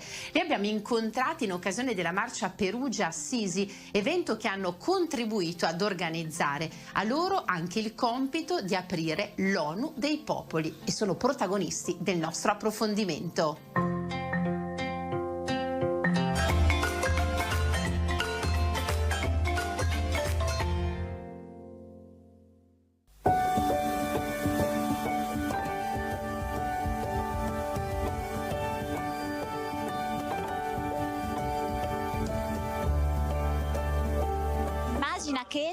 Immagina vivere in pace insieme, un mondo libero, senza ingiustizie, senza disuguaglianze. Noi siamo qua oggi per marciare per la pace, per marciare per la vita, ma una vita anche piena di diritti. Immagina che tutti siano liberi, mi viene da dire solo questo. La testa del corteo e anche la macchina che ha mosso l'organizzazione della Marcia della Pace Perugia-Assisi 2025 sono i costruttori di pace, giovani provenienti da tutta Italia, una 60ina tra studenti, attivisti e amministratori delle realtà locali. Ma non chiamateli sognatori, il loro impegno nasce da uno studio approfondito della geopolitica e delle questioni attuali, svolto in momenti di condivisione e riflessione che nel corso dell'anno servono a prepararsi al grande evento della marcia. Nel mondo per quanto se ne voglia dire, ci sono ancora 52 conflitti in corso e bisogna continuare a lavorare per costruire una cultura e una coscienza di pace tra tutti e tutte, perché siamo esseri umani, non esiste una distinzione tra nazioni, basta distinguerci tra nazioni per il colore della pelle o per la religione. Costruttori di pace significa esserci ed essere il cambiamento per tutti i giovani che sono qui oggi presenti, ma anche tutti quelli d'Italia e di tutto il mondo. Ai giovani costruttori un percorso avviato e promosso dalla Fondazione Perugia Assisi è andato il compito di aprire l'ONU dei Popoli, l'assemblea di società civile internazionale che si tiene nelle giornate che precedono la marcia. Un incontro di cittadini, associazioni, organizzazioni non governative e movimenti da tutto il mondo in assemblea per discutere e promuovere la pace, i diritti umani, la giustizia, la solidarietà. Di fronte all'inazione e la complicità dei governi, davanti alle violenze, alle guerre e ai genocidi, la rabbia e il dolore non ci permettono più di stare in silenzio. Ogni giorno il diritto internazionale viene calpestato in nome di interessi politici e economici. Ma noi crediamo e vogliamo costruire un'alternativa al fianco di tutte e tutti coloro che stanno realizzando ogni giorno dal basso una coscienza, una cultura e una politica di pace. La prima domanda che ci siamo posti come costruttori e costruttrici di pace è stata: cosa possiamo fare? Il primo passo è stato renderci conto dell'importanza della piccola pace, quella che parte da noi, dal nostro essere e dal modo attraverso il quale ci relazioniamo con gli altri. Relazioni che per i giovani costruttori significano innanzitutto creare reti nei territori in cui vivono attraverso l'organizzazione di eventi e mobilitazioni. Tra i prossimi progetti l'avvio di un Giro d'Italia per la pace e un programma di educazione civica per le scuole dal titolo Sbellichiamoci. Sono qua insieme ad altri giovani con questo scopo di realizzare in maniera artigianale e concreta la pace. Essere un costruttore di pace è prendersi cura dal piccolo sino ad arrivare a porre delle basi per arrivare in alto, secondo me. Ognuno di noi ha un compito nel proprio comune, nella propria città, nella propria vita, nella famiglia, nel quartiere. Abbiamo deciso di crearci degli spazi, di prenderci spazi che sono stati o lasciati da tanti o presi da coloro che magari non ne hanno avuto abbastanza rispetto. Questa è la nostra chiamata che facciamo anche ai giovani che magari non si sono accorti che c'è questa mobilitazione. Invece è bene accorgersi di quello che noi abbiamo di fronte a noi, perché senza accorgersi di quello che sta capitando magari nel mondo o capita anche nel proprio comune a volte, è molto semplice, non si può fare la differenza. Dobbiamo invece provarci, impegnarci, capire se possiamo riuscirci prima di tutto soli, perché è dal nostro interno, dal nostro cuore, dalla nostra anima che parte la forza. Acquistiamo per donarci, che è una cosa molto importante. Liberare le coscienze, renderle fiere e piene di comprensione per tutto quello che sta avvenendo. Alcuni si incontrano per scambiarsi armi e piani di guerra. Noi oggi ci incontriamo qui per scambiarci idee e abbracci. Buon cammino a tutte e a tutti.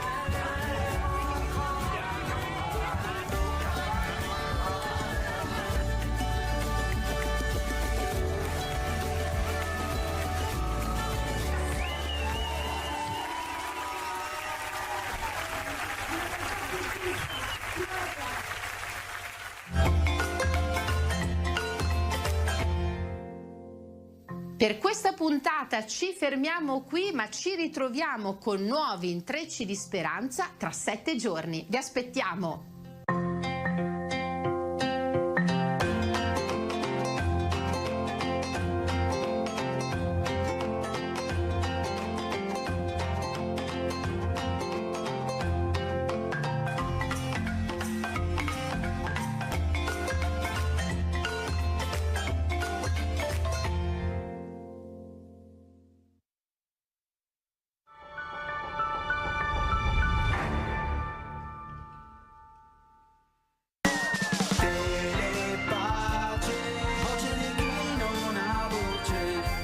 pace di chi non ha voce.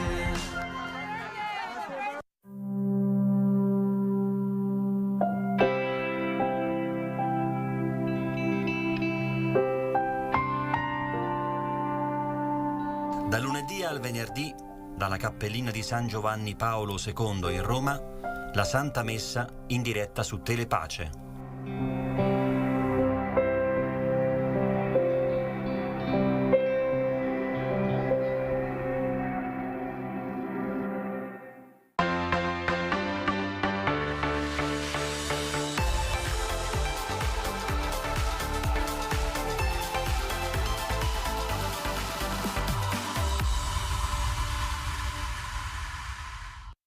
Bentrovati gentili amici in questo ulteriore appuntamento con gli spazi proposti e le riflessioni proposte durante il meeting edizione 2025. Parliamo di Europa in questo nostro spazio proponendo e riproponendo la relazione proposta dalla Presidente del Parlamento Europeo Roberta Metsola e impegnata poi in un successivo dialogo con il Presidente della Fondazione Meeting per l'Amicizia dei Popoli Bernhard Scholz. Cara Presidente, la saluto di cuore, gli do il benvenuto a nome di tutti gli amici del meeting. Saluto anche le autorità presenti, in modo particolare gli altri parlamentari europei che sono fra di noi in questa giornata. Lei, cara Presidente, presiede l'istituzione più rappresentativa dell'Unione Europea, composta da 720 eurodeputati eletti direttamente dai cittadini dei 27 Paesi membri. In questi anni l'Unione Europea si trova ad affrontare sfide e problemi che solo pochi anni fa sembravano del tutto inimmaginabili. Una guerra in Europa, una situazione geopolitica sempre più conflittuale, un mercato internazionale caratterizzato da nuovi protezionismi e soprattutto di oligarchie tecnologiche sempre più potenti e invasive e non da ultimo una società civile sempre più frammentata e polarizzata. Di fronte a questa situazione i dibattiti nel Parlamento europeo dimostrano approcci e sensibilità in parte convergenti, anche talvolta distanti fra di loro, ma alcuni anche molto distanti dai valori fondanti dell'Europa. Non c'è dubbio che l'Unione abbia bisogno di riforme anche significative per snellire i processi decisionali, rafforzare la posizione dell'Europa nel nuovo contesto geopolitico, rendere più competitiva la sua economia e semplificare le procedure di una burocrazia troppo invasiva e spesso anche frenante. L'Europa è casa nostra. L'unica casa grande, e ricordiamocelo sempre, nella quale convivono rispetto dei diritti umani, Stato di diritto, democrazia e welfare universale.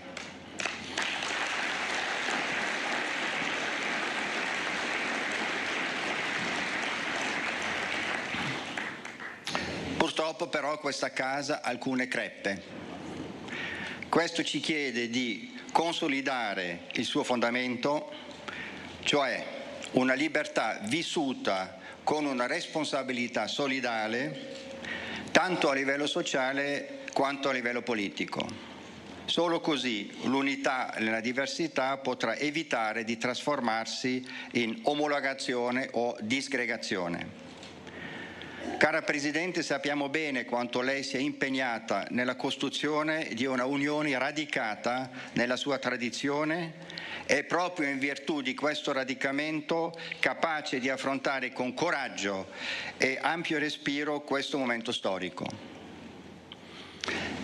Nella famosa dichiarazione del 9 maggio 1950 Robert Schuman affermava: l'Europa non potrà farsi una volta sola, né sarà costruita tutta insieme. Essa sorgerà da realizzazioni concrete che creino innanzitutto una solidarietà di fatto. Oggi ci troviamo in una nuova fase, difficile, particolarmente impegnativa di questa costruzione. che chiede a tutti l'urgenza dell'apporto di mattoni nuovi per rifarmi al titolo di questo meeting e quindi a maggior ragione grazie a lei, cara Presidente, per volerci illustrare con la sua autorevolezza e la sua lunga esperienza nelle istituzioni europee la sua visione di questa costruzione. Grazie.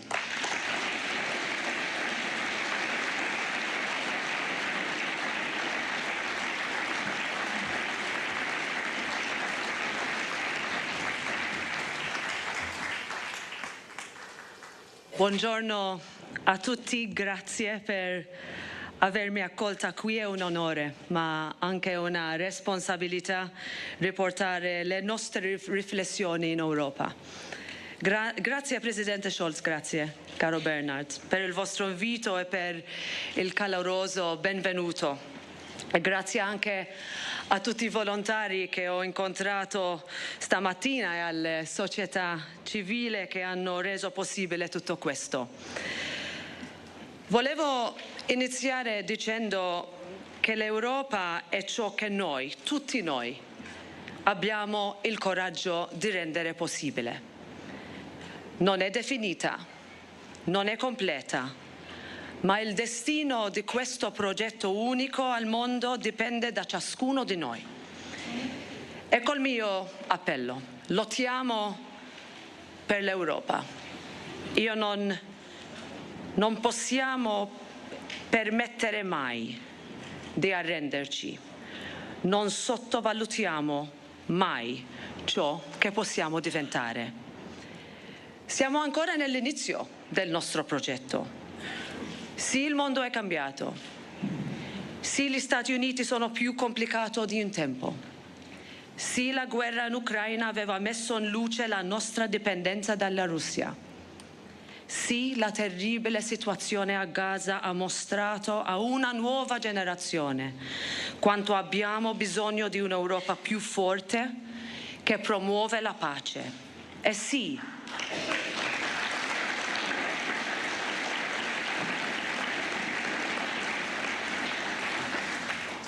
e sì, come ha detto Mario Draghi, la forza economica e il soft power dell'Europa non sono più sufficienti per garantire che l'Europa resti un leader globale.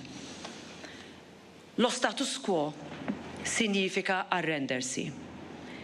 Significa lasciare l'Europa ai margini. L'Europa non è stata mai spettatrice nel mondo e non dobbiamo mai abituarci ad esserlo. Siamo leader, dobbiamo solo avere il coraggio di prendere le decisioni necessarie. È tempo di smettere di guardare all'Europa così com'è e iniziare a costruire l'Europa come può e che può essere. All'Europa restano solo due opzioni: un cambiamento coraggioso o la lenta e dolorosa spirale verso l'irrilevanza. Io sostengo il cambiamento, il Parlamento europeo sostiene il cambiamento. Sappiamo tutti, il cambiamento non è facile, il cambiamento comporta sacrificio. Dobbiamo porci le domande difficili. Vogliamo essere in grado di difenderci? Vogliamo davvero integrare i nostri mercati e sbloccare il grande potenziale che conosciamo? Vogliamo sostenere le nostre imprese, i nostri imprenditori? Vogliamo garantire il nostro modello di libera impresa e di reti di protezione sociali? Allora la risposta, amici miei, è una sola: Europa. L'Europa che può essere. E ora è il momento di costruire. È vero ciò che dice Bernhard. L'Unione Europea ha affrontato sfide che pochi anni fa sarebbero stati impensabili.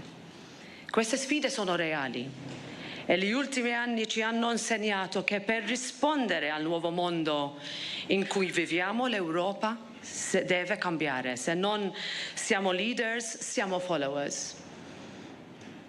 Deve diventare più agile, più veloce, più giusta, più capace di produrre risultati concreti per le persone, deve saper usare al meglio gli strumenti a disposizione e avere il coraggio di crearne di nuovi quando non li possediamo ancora. Significa riconoscere che lo status quo con cui tutti ci eravamo sentiti a nostro agio e che ha garantito cambiamenti per una generazione non è più sufficiente. Il coraggio è una parola difficile in politica. A volte sembra che tutti vogliano il cambiamento, ma pochi siano realmente disposti a cambiare. Negli ultimi anni il Parlamento europeo è stato riformato in modo radicale, perché noi abbiamo capito che se le nostre istituzioni diventano troppo miopi, troppo comode o troppo appesantite dalla burocrazia per adattarsi, i cittadini perderanno fiducia nella capacità dell'Europa di mantenere le promesse. Il mio caro amico David Sassoli ci aveva allertato su questo, anche qui a Rimini.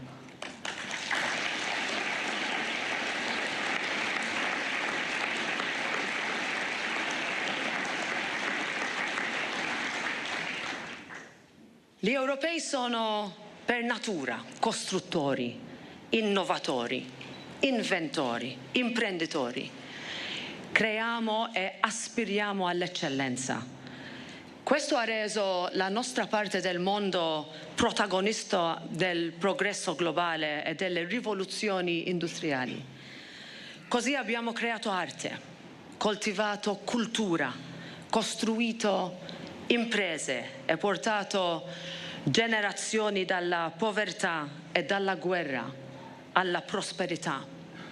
Pochi sanno questo meglio dell'Italia. Ieri mattina ero in un paesino della Calabria e ho incontrato Nicola, un giovane imprenditore. E quello che Nicola vuole dall'Europa è che rendiamo la sua vita un po' meno complicata per far sì che la sua piccola impresa possa crescere nella sua bellissima terra. Nicola non ci sa, sta chiedendo troppo. Ecco perché il mio oggi è un messaggio di ottimismo e speranza, di fiducia nella nostra capacità di essere all'altezza di questo momento storico. L'Europa non è nata per essere spettatrice e non è nella sua natura diventarlo.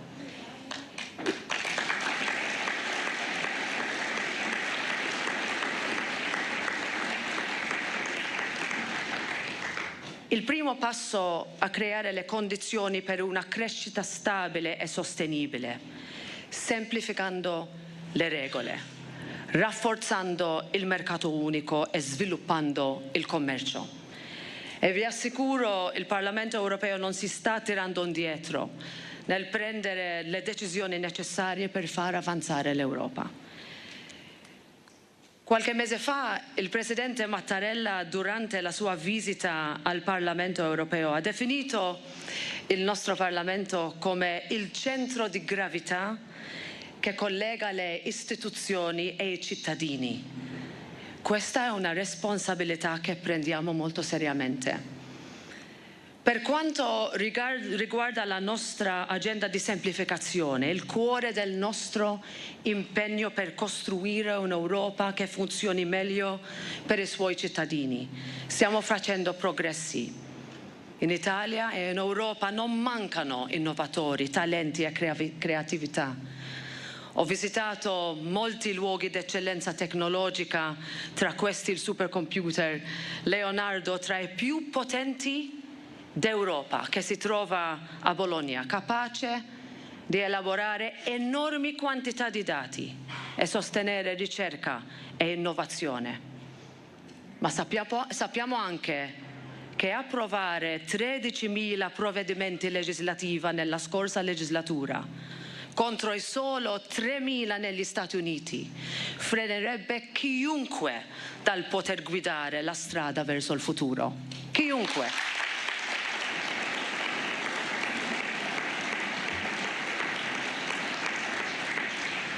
su questo dobbiamo tutti noi, perché noi eravamo lì, dobbiamo essere onesti con noi stessi, capire dove siamo andati troppo in fretta e dove invece non siamo andati abbastanza lontano. E questa riflessione, questa consapevolezza che oggi deve guidare il nostro modo di governare, legiferare è il lavoro quotidiano che io e i miei colleghi svolgiamo nella vostra casa in Europa. E questo approccio era quello che ha portato al compromesso sul dossier degli imballaggi, grazie soprattutto al contributo dell'industria italiana e agli sforzi degli eurodeputati italiani. Massimiliano Salini era protagonista. Alcuni colleghi, molti sono presenti in sala e che saluto. I colleghi Sberna, Picerno, Carlo Fidanza, Giorgio Gori, grazie di essere qui. Grazie di avermi invitato, per molti anni finalmente sono arrivata. E tutto questo lavoro che ci ha permesso di posticipare anche l'applicazione di alcune norme aziendali e di rinviare l'applicazione di alcune norme aziendali e di rendicontazione e di due diligence per le imprese, e anche di adeguare le soglie tariffarie di importazione, proteggendo le aziende europee ancora in fase di consolidamento. Su questo e su tutto questo e tutti gli altri lavori che noi faremo insieme, dobbiamo restare allineati ai nostri cittadini. In Europa le nostre industrie sostengono milioni di posti di lavoro. L'Europa dovrebbe dare meno lezioni del tono moralista e agire di più.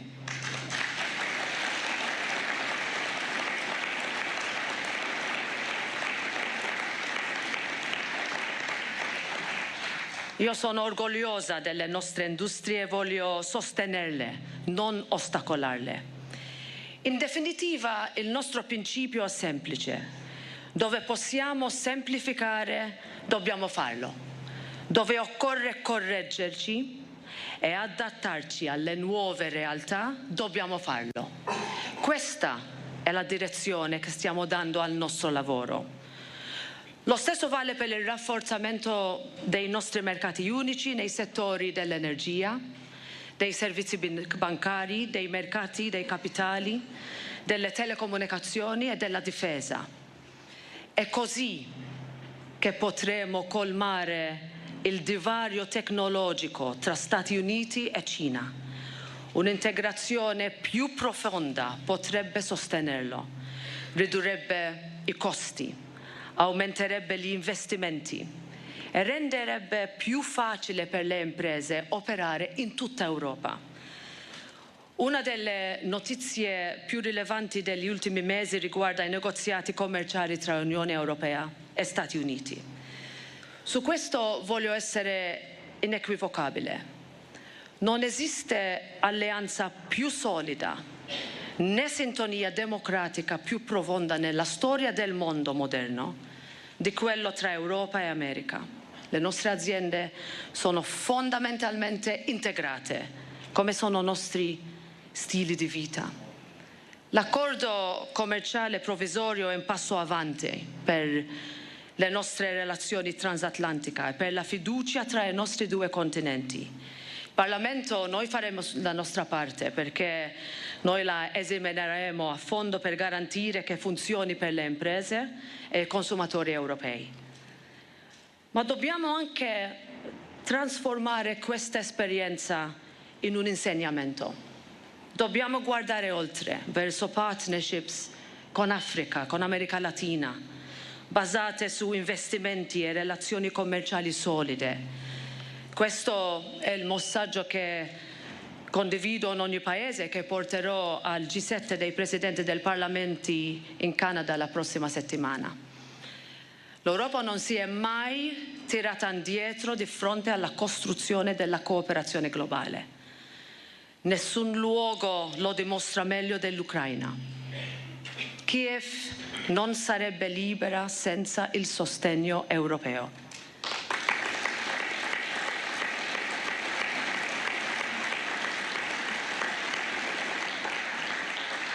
I negoziati di pace non sarebbero possibili senza gli sforzi costanti dell'Europa. In questo impegno anche desidero ringraziare il Presidente Meloni e il Ministro degli Esteri Tajani per il contributo determinante dell'Italia nel difendere i valori europei.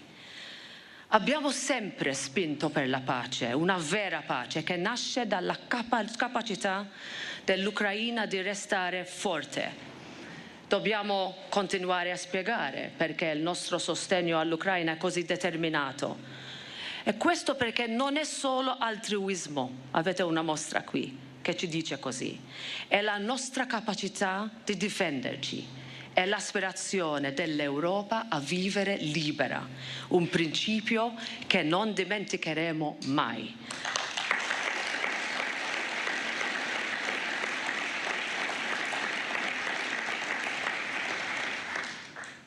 Ecco da dove nasce la nostra insistenza su vere garanzie di sicurezza, perché la storia ci insegna che senza di esse tutto ciò che otterremo sarebbe solo il rinvio di un conflitto più grande, più sanguinoso, con conseguenze ancora peggiori.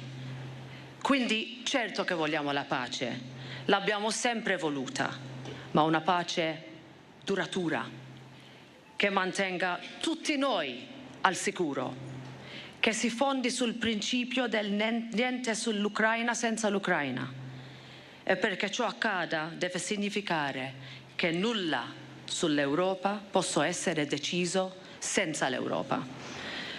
Non perché vogliamo la guerra, ma perché vogliamo la pace.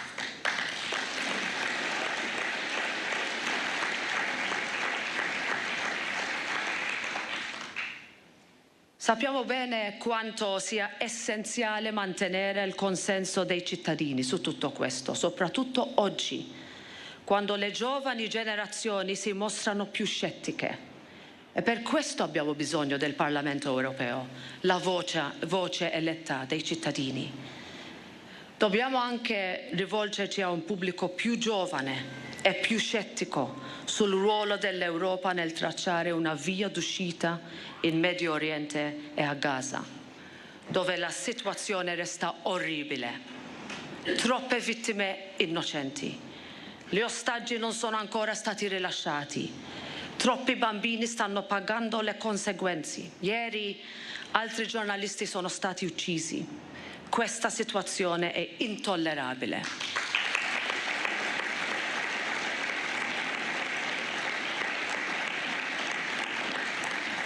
Vogliamo che le uccisioni cessino, che la sofferenza finisca, che gli ostaggi vengano rilasciati. Non possiamo essere indifferenti. Lo dobbiamo questo a tutte le generazioni future per aiutare a porre fine a questo ciclo di guerra perpetua. E questo è possibile. Cari amici, sicurezza, competitività, sussidiarietà, semplificazione, pace. Tutti questi non sono soltanto parole d'ordine, sono i mattoni del prossimo capitolo europeo. Se vogliamo la pace, dobbiamo proteggerla. Se vogliamo la crescita, dobbiamo renderla possibile. Se vogliamo la fiducia, dobbiamo meritarla. E se vogliamo essere guida, allora dobbiamo cambiare con leggi più intelligenti, politiche più coerenti e il coraggio di agire.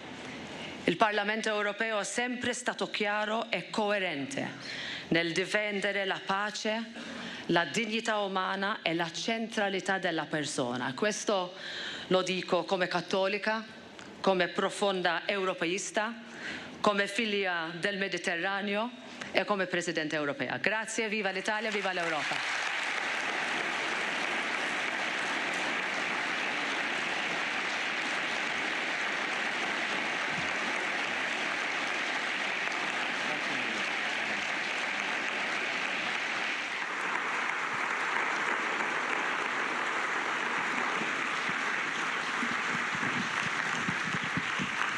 Grazie di cuore Presidente.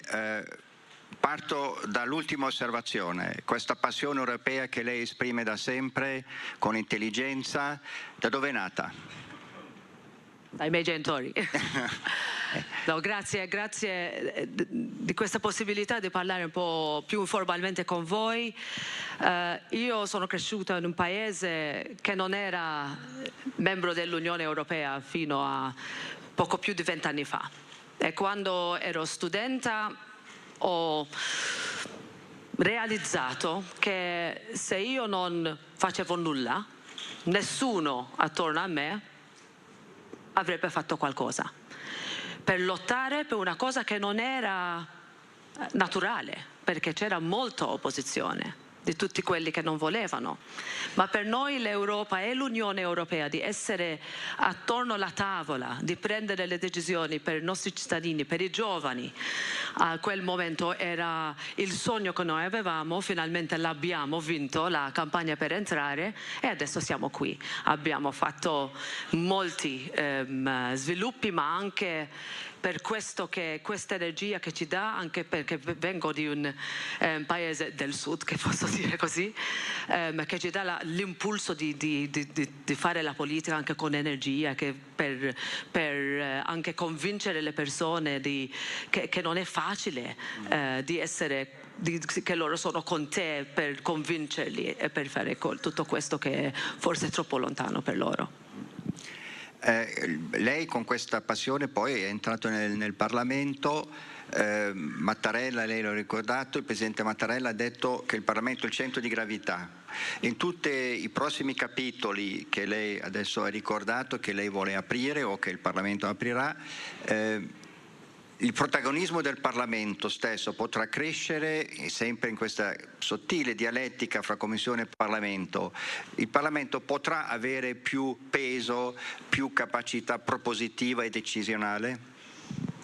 Se guardiamo le dati, prima delle elezioni parlamentari dell'anno scorso e adesso, anche in Italia, in tutti i paesi, i cittadini vogliono che il Parlamento europeo fa di più, che l'Europa parla di più per loro, che li aiuti a fare una vita più semplice, più facile, più possibile, più opportunità.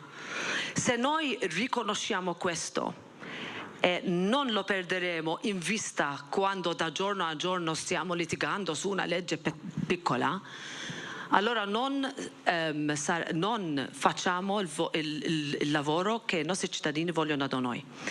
E questo è il ruolo principale del Parlamento, che le altre istituzioni non l'hanno. È il nostro anche responsabilità di attirare l'attenzione, di essere più ambizioso. Quando la Russia ha invaso l'Ucraina, dopo una settimana noi avevamo deciso con quasi l'unanimità di dire che l'Ucraina deve essere membro dell'Unione Europea. Eravamo noi. Prima forse gli altri dicevano sulle competenze sulla politica estera non c'è molto ruolo, ma i cittadini volevano che noi dicevamo questo e noi abbiamo deciso questo.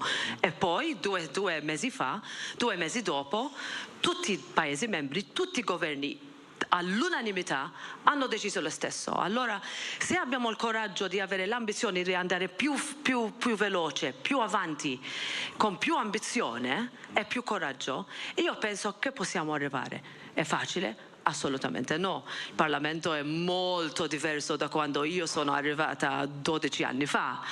Tutte le elezioni producono una formazione diversa, ma se guardo tutti i miei colleghi qui, che sono tutti da gruppi politici differenti, che lavorano insieme tutti i giorni per l'Italia, per gli italiani, posso dire la stessa cosa per gli altri paesi che sono rappresentati molto bene nel Parlamento.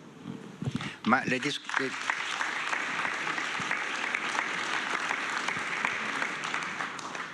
lei ha ricordato, penso che dia voce a una grande urgenza, che l'Unione deve parlare con una voce in un modo forte sulla scena internazionale, deve essere leader, non può essere follower, deve essere una forza che agisce, che propone e non deve essere spettatrice. In questo l'unità dell'Europa è una questione fondamentale. Abbiamo visto negli ultimi mesi troppe voci diverse che parlavano. Lei ha la speranza che l'Unione possa diventare unita anche nel suo modo di interloquire a livello globale? Diciamo, lei ha quotato Robert Schuman prima, diciamo anche che l'Europa è nata in crisi e quando c'è qualcosa che ci affronta come una grande sfida anche nuova, è quello il momento che il test viene da noi. Possiamo essere uniti o no? Perché se abbiamo in questi ultimi anni capito una cosa sola, è che il più grande premio che possiamo dare a chi vuole che l'Europa non esiste è di non essere uniti. Il più grande premio. Adesso sta a noi. Adesso sta a noi, sta a tutti noi. Abbiamo la responsabilità, i cittadini ci hanno dato la fiducia di fare la vita migliore per loro. Questo deve avere coraggio, tenacità, difficoltà. Ci saranno momenti, perché io quando guardo i mesi futuri, anche gli anni futuri, non saranno facili affatto, ma la decisione sta a noi. La cosa più semplice è di fare niente, di dire non è colpa nostra, è colpa dei governi, colpa della Commissione. Noi non possiamo fare così. Noi abbiamo la responsabilità, eletti direttamente, per prendere le decisioni. E le decisioni, perché noi, anch'io, quando vedo che non c'è coerenza, che non c'è consistenza, io non voglio ritornare verso i miei cittadini e dire ok, proviamo un po' meglio il mandato prossimo. Non abbiamo la possibilità di perdere più tempo su questo. Allora se ci sarà un momento, se c'è un momento dove siamo in una posizione di mostrare come possiamo essere uniti, l'abbiamo mostrato anche la settimana scorsa nella riunione con il presidente Trump, presidente Zelensky, l'abbiamo mostrato. Io penso che era bene che eravamo così uniti, consistenti, ma adesso gli sfide diventeranno per continuare a essere così. Il dialogo fra Commissione e Parlamento è migliorato negli ultimi tempi o lei vede ancora tanto da fare? Migliorato perché era peggio? Noi abbiamo una responsabilità legislativa di governanza, no? Noi votiamo la Commissione, gli diamo un programma guida, dobbiamo avere, secondo noi, l'utilizzo dei nostri poteri molto forse più chiaro, ma se guardiamo anche le ricorse legislativi, le domande sulla protezione dei giornalisti, io ho lavorato su molto di questo nel mandato prima, di avere una legge che protegge i giornalisti e la libertà delle medie in Europa. Ci siamo riusciti perché il Parlamento ha deciso di spingere questo. Su le leggi che devono, anche se vediamo se non funzionano bene, se non fosse per il Parlamento europeo avremmo delle leggi molto più peggiori per i nostri cittadini. Dobbiamo essere attenti e dobbiamo anche frenare. Quando pensiamo e vediamo che stiamo andando troppo in fretta, dobbiamo frenare. Quando dobbiamo, e questo diventerà una discussione grande nei prossimi mesi e anni per il discorso del bilancio, sì, dei 7 anni che vengano, sarà una discussione, per non dire una battaglia, discussione su dove sono le priorità, cosa facciamo con gli imprenditori, con gli agricoltori, con tutti quelli che si sentono marginalizzati, tutti quelli che sentono che sono dimenticati dall'Europa. Questa è la nostra priorità, e se vediamo che le altre istituzioni non vedono così, noi faremo una grande battaglia su questo. Speriamo nel suo coraggio. Grazie mille, Presidente. Grazie.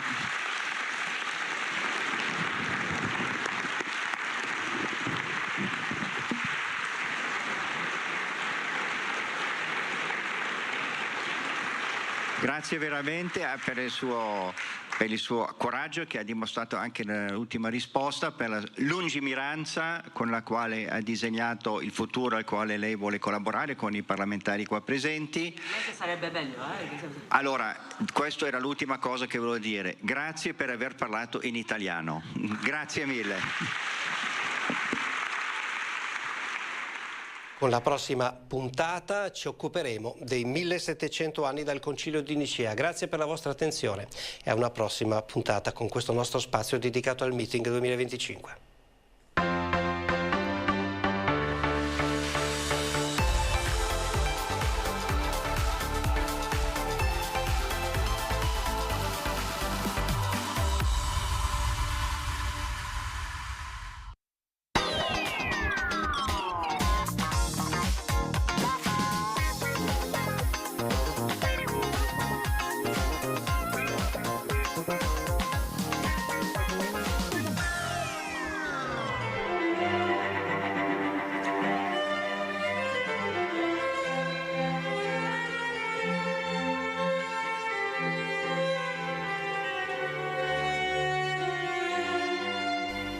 Il violino è uno strumento di origine incerte, come tutti gli strumenti ad arco e a corda. Sembra tuttavia che derivi dal rebab, strumento arabo, e che sia stato introdotto probabilmente in Europa durante l'invasione araba della Spagna nell'VIII secolo.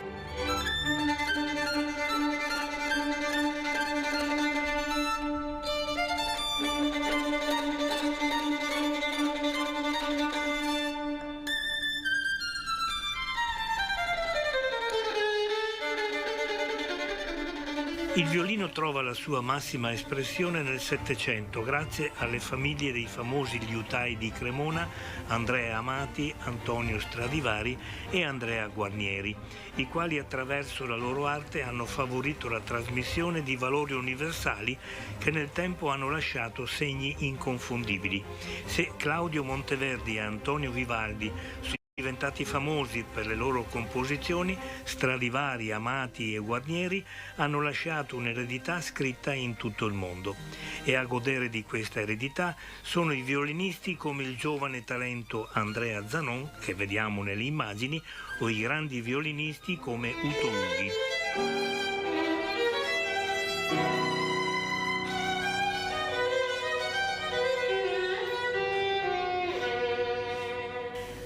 L'artista triestino suona principalmente due preziosi strumenti, uno Stradivari del 1701 chiamato Kreutzer dal nome di un precedente proprietario e un Guarnieri del 1744 detto del Gesù perché Bartolomeo Giuseppe Guarnieri sulle etichette dei suoi violini apponeva la sigla IHS che sta per In Hoc Signo o Jesus Hominum Salvator, circondata da una croce, un'usanza tipica dei maestri liutai cremonesi.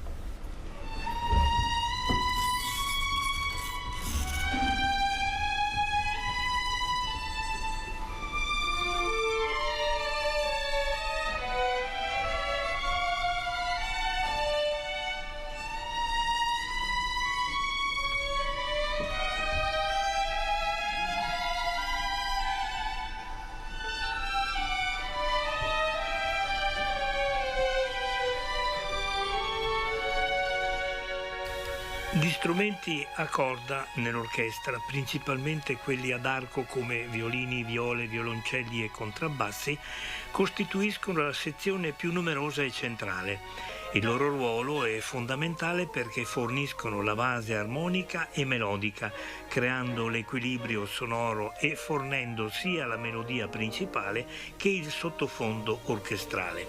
Sono responsabili dell'esecuzione di passaggi solistici e contribuiscono a creare l'intero tessuto musicale con la loro versatilità nel suono.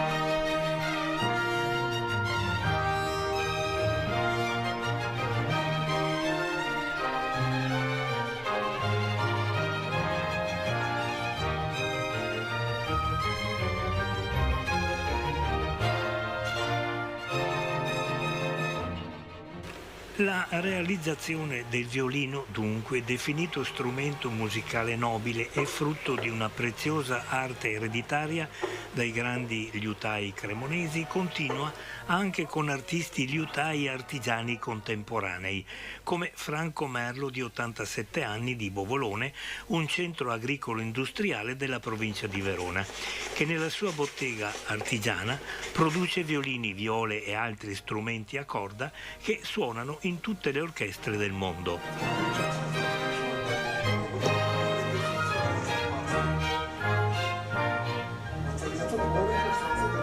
Franco Merlo non pretende di fare il verso ai violini Amati, Stradivari e Guarnieri. Nella sua piccola bottega artigiana di Bovolone crea, perché è proprio così, crea violini che vengono suonati e apprezzati dai professori d'orchestra dei più famosi teatri e dalle più grandi orchestre. Una singolarità sorprendente. Franco Merlo non è nato liutaio. Sin da piccolo inizia a lavorare il legno come falegname in una delle prime botteghe del paese nell'immediato dopoguerra. Da sempre appassionato di musica, frequenta le scuole serali, conseguendo il diploma di solfeggio, e nel frattempo si diletta a suonare il mandolino e la chitarra. Il mondo degli strumenti a corda e ad arco lo ha sempre affascinato, in particolare quello dei violini, dei mandolini, delle viole e dei violoncelli. Nei vecchi mercatini ricerca strumenti musicali per poterli riparare, restaurare e conoscerli, così da vicino, tanto che nel corso degli anni riesce a crearli da zero. Ho iniziato circa nel 2000, insomma, quando sono andato in pensione, ecco. Però questa passione qui, anche quando facevo i mobili, andavo sui mercatini, quando vedevo qualche strumento rotto lo portavo a casa, lo studiavo, e dopo, insomma, è venuto avanti anche la crisi del mobile, e ho provato a farli, insomma, perché prima compravo quei rotti e li restauravo, e dopo ho provato a farlo proprio da zero, insomma. E l'ho portato a una mostra qui locale, è passato uno da Cremona, mi ha detto: hai mai fatto qualche concorso? No, Guido, non so se sono validi o no. E allora mi ha presentato un certo Nicolini, che è presidente della scuola di liuteria, e questo qui mi ha fatto fare il primo concorso sul lago di Iseo. No, e lì ho portato dei miei strumenti e subito ho preso il premio sull'acustica, che è quello il più importante, che il violino suona bene, insomma. E lì tutti gli anni ho sempre partecipato a questi concorsi e ho sempre portato a casa dei premi, insomma, ecco. Qualcuno mi ha detto: ma come hai fatto? Come non hai fatto? Io ho imparato tutto per conto mio, ho un diploma di musica, ho sempre suonato, conosco la musica, e la grande passione e la manualità che ho acquisito sul legno l'ho trasmessa sulla liuteria. Appassionato di musica, è stato ed è uno dei pochi suonatori di mandolino. Io avevo un trio, no, io suonavo il mandolino, e un mio amico suonava la chitarra classica e un altro mio amico cantava e facevamo canzoni napoletane. Ogni sabato sera eravamo invitati a cene, così, tra amici, insomma, la musica l'ho sempre praticata per hobby, insomma, ecco. Il liutaio Franco Merlo nelle esposizioni locali si mette in luce ottenendo lusinghieri giudizi professionali di grandi maestri concertisti. La conferma della sua professionalità si consolida negli anni grazie ai committenti che sperimentano gli strumenti nei concerti e ne ricavano perfezione assoluta. Signor Merlo, qual è la differenza tra i suoi violini e i famosi Stradivari, Guarnieri, Amati? Guardi, hanno fatto delle prove acustiche con delle macchine sofisticate e hanno constatato che anche gli strumenti fatti adesso suonano bene, perché quando fanno quei concorsi lì mettono un separé, il il violino è anonimo, gli si mette un nome strano, insomma, e suonano sempre lo stesso motivo. E hanno suonato degli Stradivari e quelli nostri. Insomma, hanno constatato che quelli nostri suonano anche meglio, insomma. Perché il mito di Stradivari uno pensa che... Però, insomma, anche adesso viene costruito di buoni strumenti, se sono fatti bene, insomma, ecco. Dunque, signor Merlo, i suoi violini hanno un mercato? Guardi, questi strumenti qui si fanno pubblicità per conto suo, perché girano il mondo, non è come un quadro che va da un privato e lo vede solo quello. Questi, se ne vendi uno, fanno dei concerti all'estero. A me capita qui dei giapponesi, della gente che non ho mai conosciuto, perché hanno sentito tramite i suoi colleghi che hanno provato i miei strumenti, vengono lì e provano. Hanno anche degli strumenti costosi che hanno un certo nome, però quando che li confrontano con i miei, quasi quasi sono meglio quelli miei, insomma. Le scritture, la storia, la tecnica di costruzione, la cultura e la sonorità degli strumenti a corda e ad arco sono legate al materiale con cui vengono realizzati, il legno. Addirittura il liutaio Merlo realizza violini anche con il legno di olivo. Sì, la maggior parte parliamo di strumenti a arco, si usa l'acero marezzato dei Balcani, e l'abete della Val di Fiemme, insomma, ecco. Ci sono delle ditte che selezionano i tronchi e noi... però io... Adesso qualcuno dice che Stradivari andava in Val di Fiemme a scegliere i tronchi. Per conto mio usava dell'abete delle demolizioni dei palazzi, travature, solai, per trovare un pezzo di abete stagionato, no, da 50 centimetri per 30, occorre insomma a scegliere dei tronchi. Per conto mio, a quell'epoca lì, lui era in collegamento con delle ditte edili e adoperava dell'abete stagionatissimo, ma dalle travature. Perché ho provato anch'io a fare qualche violino dalle travature, suona bene subito perché ha una stagionatura eccezionale, insomma. Il liutaio Franco Merlo fa suonare il legno in modo da far entrare la melodia delle note nell'animo umano. Ecco allora che le caratteristiche dei suoi violini non dipendono solo dal materiale di costruzione, in questo caso il legno, ma dalla tecnica della lavorazione. La prima scelta è scegliere il legno giusto, perché non è che tutto l'acero o tutto l'abete, ecco, prima di cominciare il violino uno lo batte, lo sente e capisce con la sua esperienza se vale la pena di lavorare su questo pezzo di legno, insomma.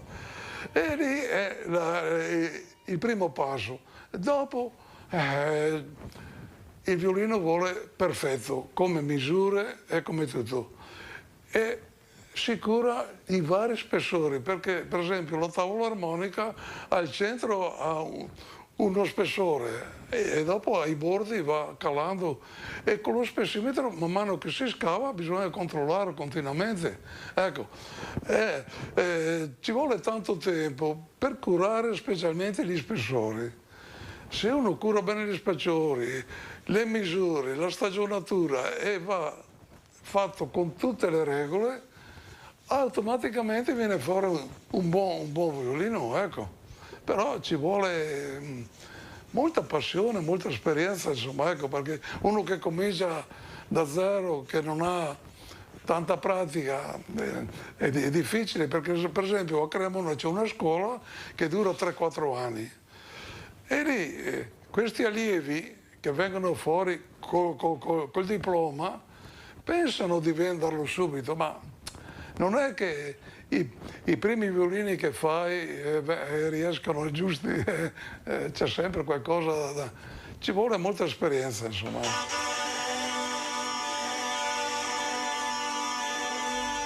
La ghironda, che che ne sentiamo il suono e ne vediamo le immagini, è uno strumento musicale di origini medievali, oggi rarissimo, nel quale il suono è prodotto dallo sfregamento d'una ruota a manovella sulle corde e regolato dalla pressione dei tasti lignei. Questo esemplare di ghironda è stato realizzato da Franco Merlo ed è in tutto e per tutto uguali agli originali. Come è una copia perfetta realizzata dal liutaio di Bovolone, quest'arpa celtica ora al Teatro Bolshoi di Mosca.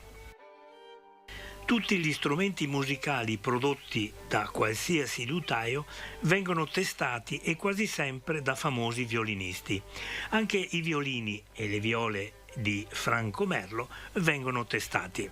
Tramite questi concorsi ci sono degli esperti, insomma. Ci sono due giurie, uno che giudica l'acustica e una che giudica come è fatto, la liuteria. E i punteggi li mettono assieme e lì c'è una selezione.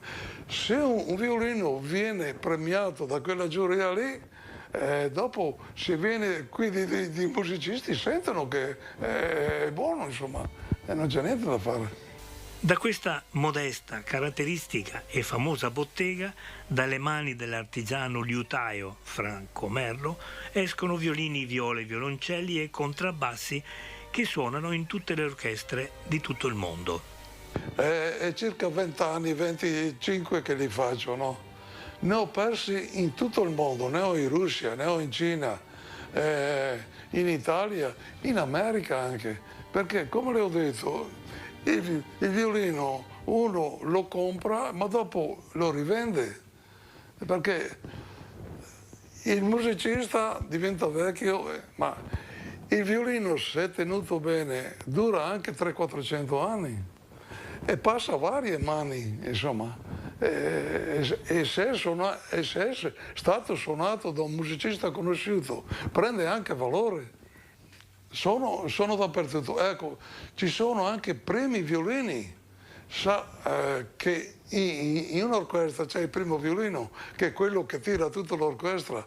Io ho anche dei premi violini che sono nei miei strumenti, perché quando che il direttore ha finito la sonata va a dare la mano al primo violino.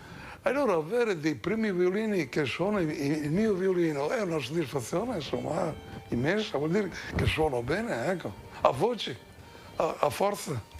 Non chiediamo a Franco Merlo quanto costano i suoi violini, anche perché potremmo immaginarlo, mentre al liutaio di Bovolone facciamo una domanda che ci sta a cuore. Chi continua questa preziosa caratteristica è un'attività testimone di cultura, di arte e di storia. Qui avevamo una scuola di ebanisteria a Bovolone che è durata 30 anni. Dopo, con la crisi del mobile, l'hanno chiusa perché non c'erano più iscritti, capisci?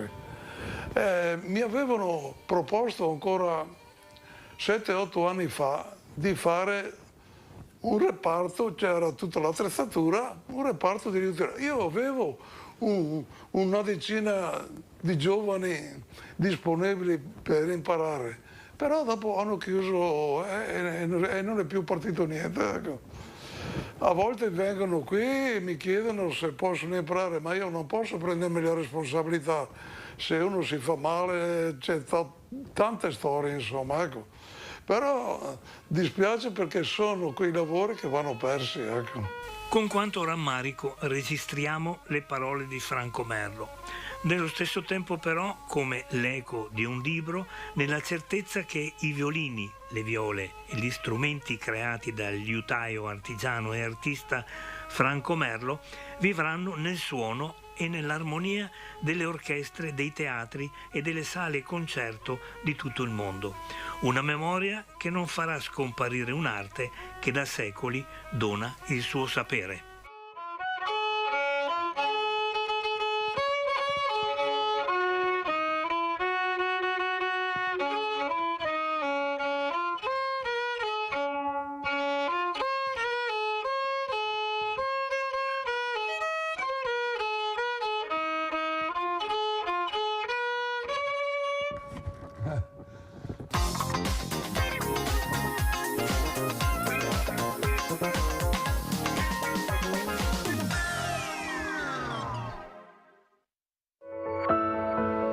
Pace vi invita alla preghiera. Ogni sabato alle 17, in diretta dalla cappella della Cittadella della Carità di Negrar, la Santa Messa dedicata agli ammalati.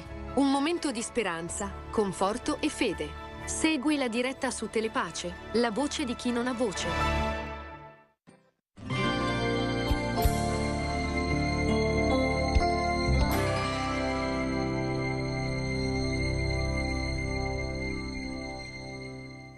Basta un'oretta per leggere questo racconto di Herman Melville, grande profeta che è ispirato dal mare dà voce al racconto di Moby Dick. Sono una cinquantina di pagine e tuttavia questo è un grande romanzo. Si accendono nella mente del lettore contemporaneo numerose connessioni che aprono falle spazio-temporali e fanno comprendere in modo lucido e più profondo, come una rivelazione, altri racconti americani, altre maschere.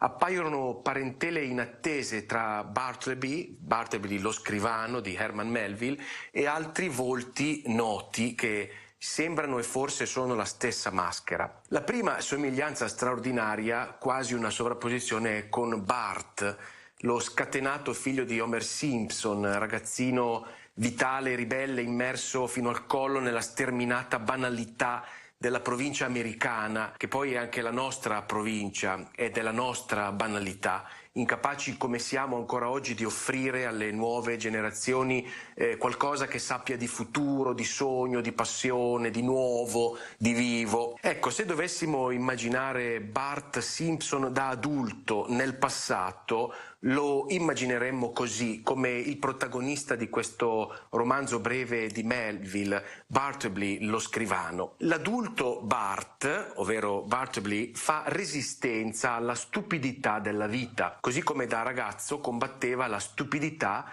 degli adulti, dell'istituzione, della società, con la sua ribellione giovanile. Bartleby, Bart adulto nel passato, in questo racconto perfetto, riesce a centrare il bersaglio, quel bersaglio che per Melville è lo scopo stesso della letteratura, ovvero la grande arte di dire la verità. In 50 pagine ci riesce. Ma c'è un'altra sovrapposizione, un'altra rivelazione di similitudine che ci sposta dai Simpson a The Office. È un riconoscimento di parentela strettissimo, quello tra questo romanzo breve di Melville e la bellissima serie TV. I protagonisti di The Office, Michael, Pam, Jim, Dwight, sono in questo testo Tacchino, Zenzero, Pinze, i soprannomi di coloro che lavorano nello stesso ufficio, dipendenti nella metà del 1800 di un ufficio di copisti. Nel racconto di Melville sono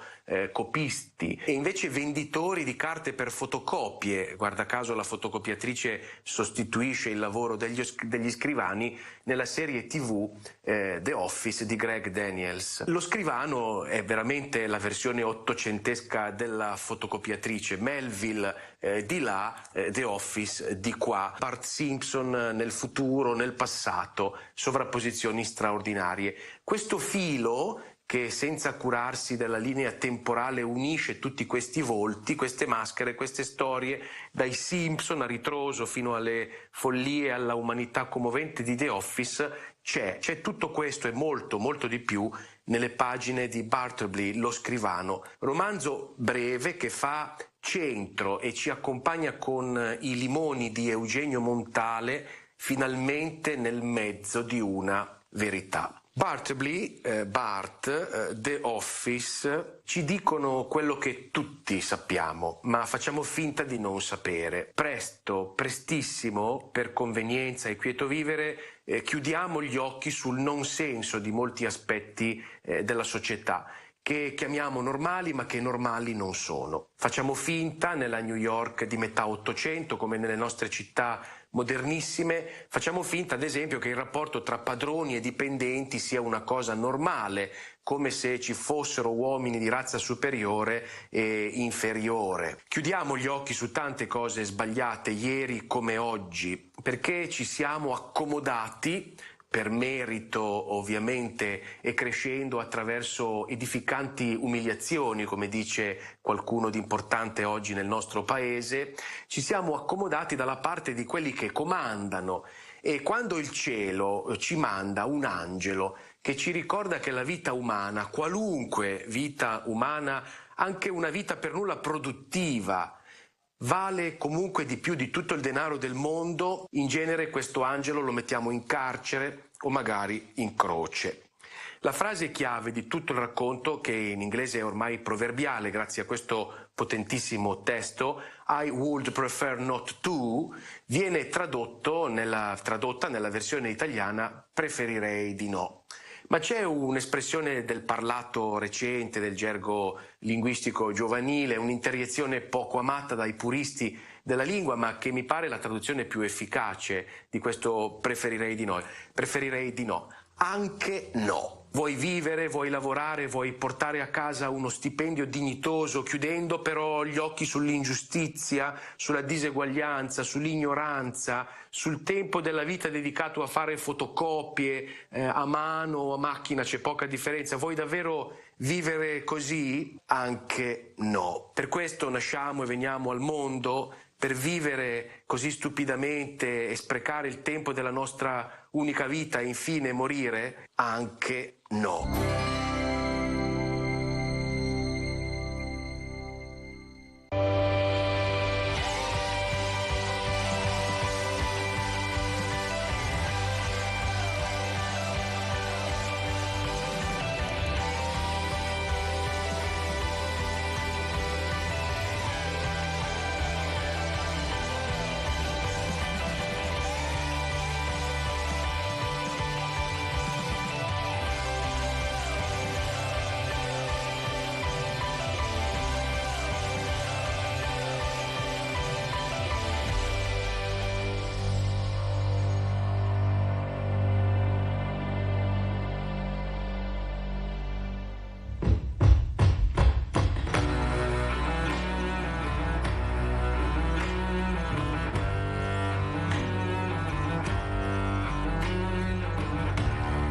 Di Campiglio, questo paradiso per gli amanti degli sport invernali, a 1550 metri di quota, adagiata tra le Dolomiti di Brenta, patrimonio UNESCO, e i ghiacciai dell'Adamello e Presanella, è anche il punto di partenza di un cammino sorprendente che in 5 tappe raggiunge Trento, attraversando le località visitate nella sua opera di evangelizzazione, terminata col martirio, da parte di San Vigilio, terzo vescovo di Trento, da cui il cammino di San Vili prende il nome.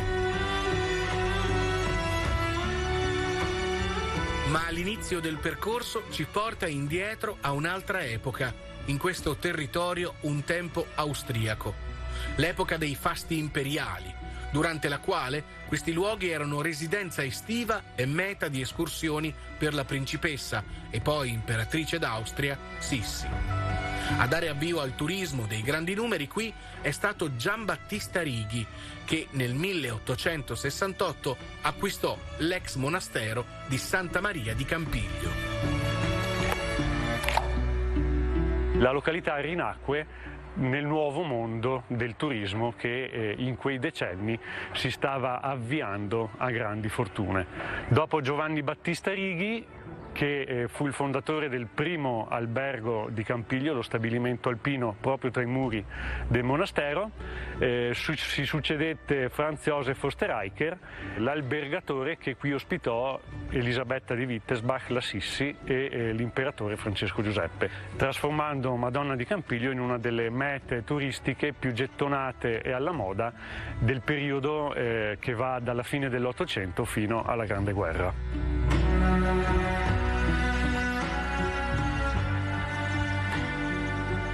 Entrando nella chiesa neogotica di Santa Maria Antica, considerata il punto di partenza del cammino, si incontrano il pulpito e gli arredi donati proprio dalla Casa d'Austria e la tomba di Österreicher, che la Vulgata vuole essere stato figlio naturale dell'imperatore. Stesso luogo, epoca diversa. Il monastero di Campiglio fu centrale per la storia di questo territorio fin dai secoli più bui del Medioevo.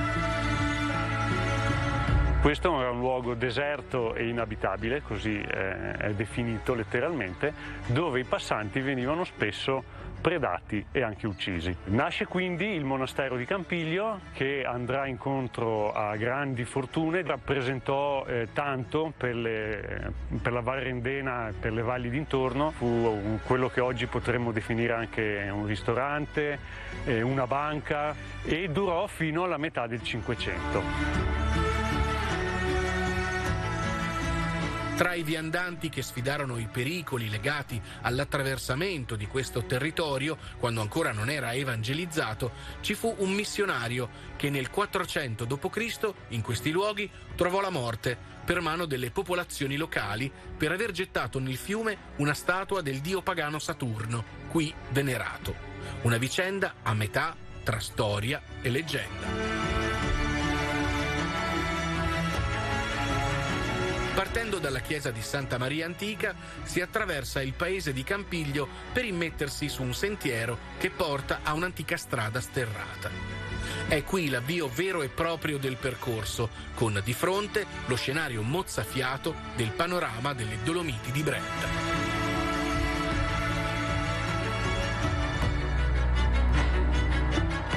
È un percorso interessante perché collega dei luoghi anche meno conosciuti del nostro ambito, quindi si va alla scoperta di quelle che sono le tradizioni della montagna più autentica anche che abbiamo sul nostro territorio.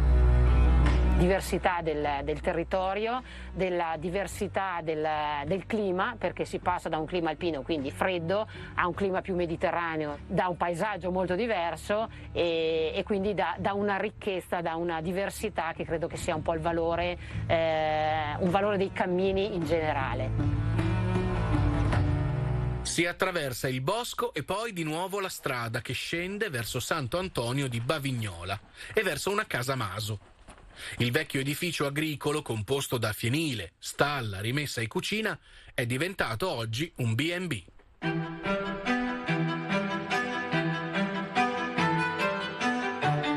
La figura di San Vigilio accompagna i camminatori. A Pinzolo c'è una chiesa a lui dedicata e caratterizzata da straordinari affreschi, capaci di raccontare la concezione di vita e morte nella filosofia dell'uomo tardo medioevale. Ad aprire le porte di questo mondo a chi passa di qui è Carla, bibliotecaria del paese e all'occorrenza appunto guida.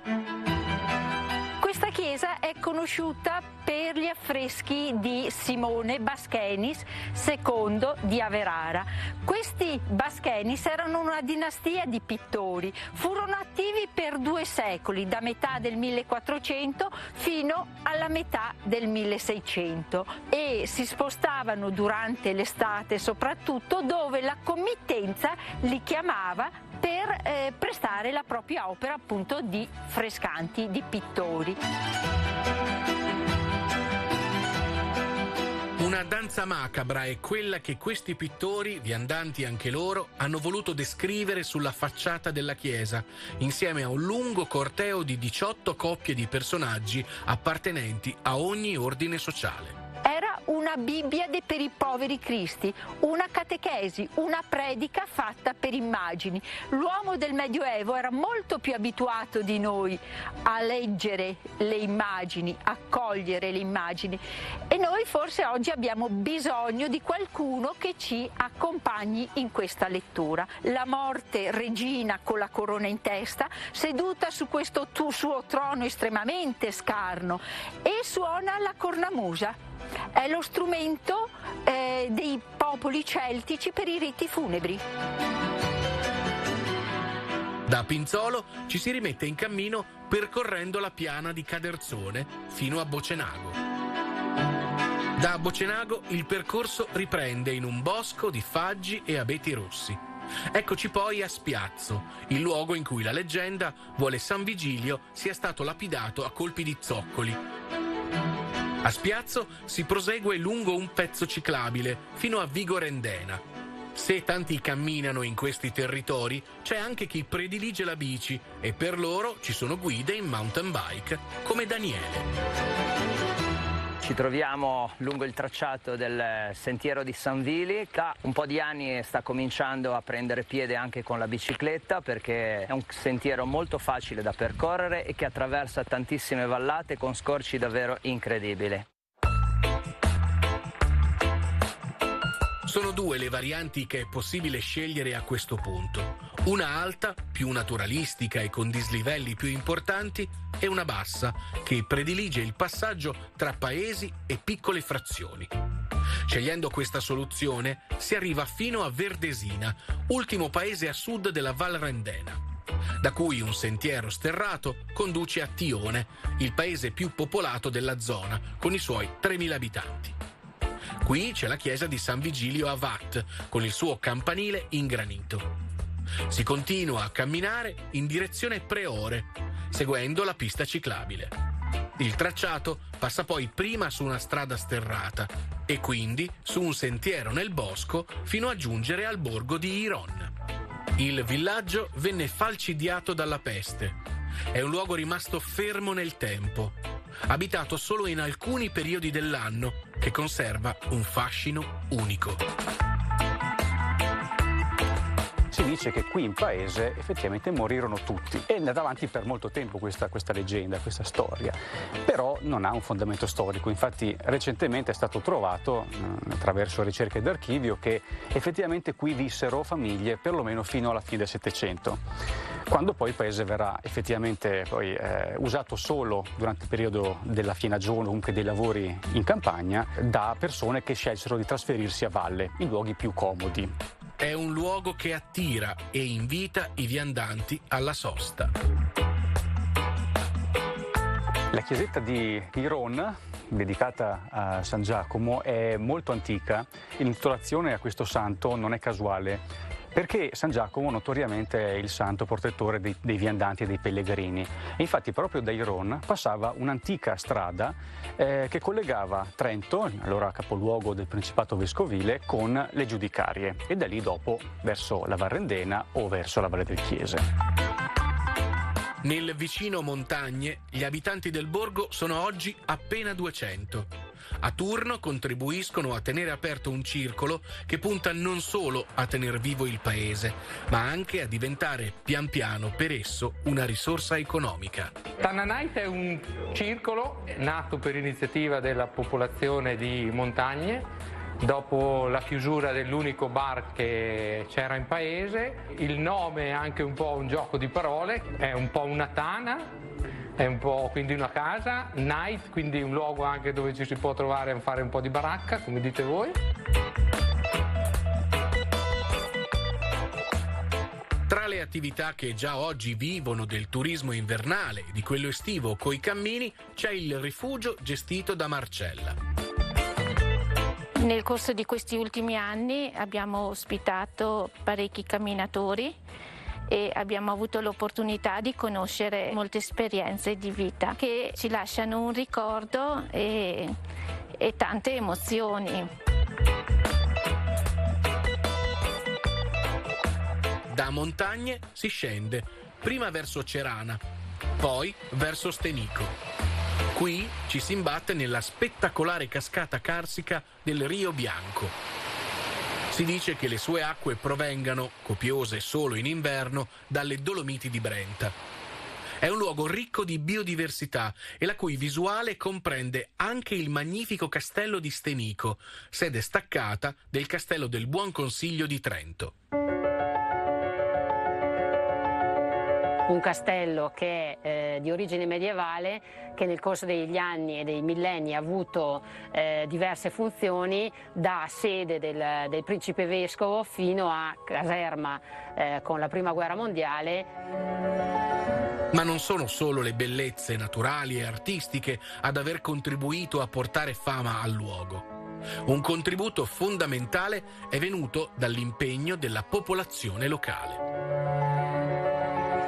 Già nel 1904 la popolazione del luogo ha pensato che mettersi in cooperazione si poteva sfruttare questo bene naturale, e questo territorio delle giudicarie esteriori ha avuto un riconoscimento UNESCO proprio per la sua naturalità, per le sue bellezze. L'UNESCO ha riconosciuto che in questo territorio è nata la cooperazione, e nello stesso territorio ci sono ancora delle vecchie tradizioni di uso civico, i cosiddetti beni collettivi. Un comitato nel paese che gestisce il patrimonio boschivo e dà la possibilità di poter utilizzare i beni del sottobosco, ma nello stesso tempo anche usufruire delle case e vacanze che ormai sono le vecchie malghe, che in parte sono state dismesse, in parte sono state ancora migliorate. Una tappa irrinunciabile è quella al Bosco Arte Stenico. È un sentiero di land art per cui tu cammini nel bosco e ogni tanto vedi un'opera d'arte costruita in legno che poi con l'andare del tempo si deteriorerà e prenderà il posto un'altra opera. Un museo di arte nella natura. Sculture che prendono vita dalle piante che stanno morendo grazie all'estro di artisti che qui dal 2011 arrivano ogni anno in luglio rispondendo a un concorso a tema con al centro il rapporto tra uomo e ambiente.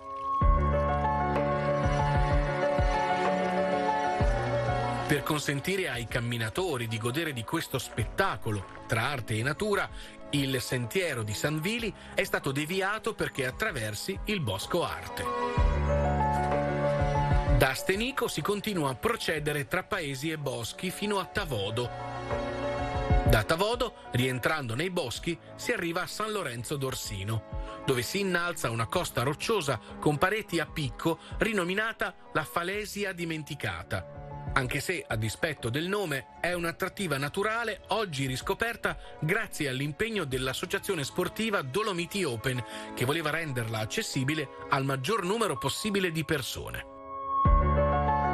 Questa falesia è rinata dopo il 2017, perché è rinata negli anni 80. Questa era una falesia che veniva utilizzata da vari climbers che venivano in questa zona, poi però negli anni 90 è stata chiusa dal proprietario, essendo questa su luogo privato. Con un crowdfunding effettuato nel 2017 hanno aperto questa campagna e sono riusciti a comprare il terreno dove ora sorge questa oasi.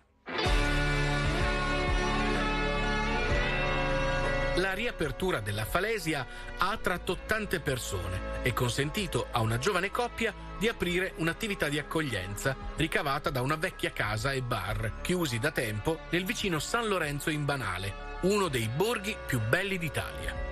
I camminatori del San Vili sono i principali avventori del B&B Torcel, gestito da Alice e da suo marito. I camminatori ti danno tantissima soddisfazione, anche perché ti raccontano come è andata il cammino fino qui, ti danno tantissime emozioni. A poca distanza da San Lorenzo in Banale si incontrano paesi considerati come un piccolo tesoro per gli abitanti di queste zone. Piccoli paesi conservati dalle mani sapienti dell'uomo, che ha recuperato quelle che sono le case e i manufatti di quel territorio.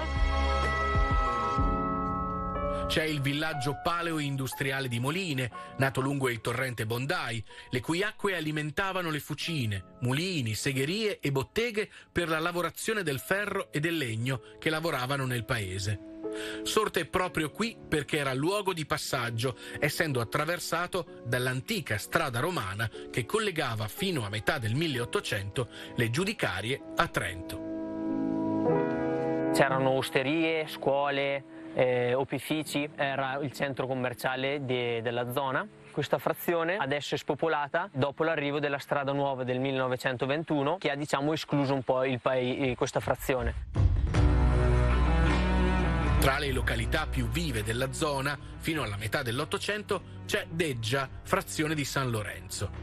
Anche qui la strada nuova ha cambiato il destino del luogo, per poi arrivare al suggestivo santuario dedicato alla Madonna di Caravaggio, costruita dagli abitanti come ex voto in occasione dell'epidemia di colera del 1855.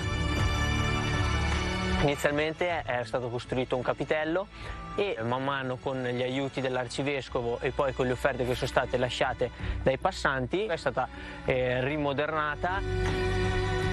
Da Deggia si prosegue poi per scollinare la montagna e puntare verso Trento. Anche qui le alternative del percorso sono due. La variante bassa prevede il passaggio da Casteltoblino sull'omonimo lago. Questo lago fiabesco che è rappresentato su moltissime riviste del lifestyle italiano. Ci troviamo non a caso in quella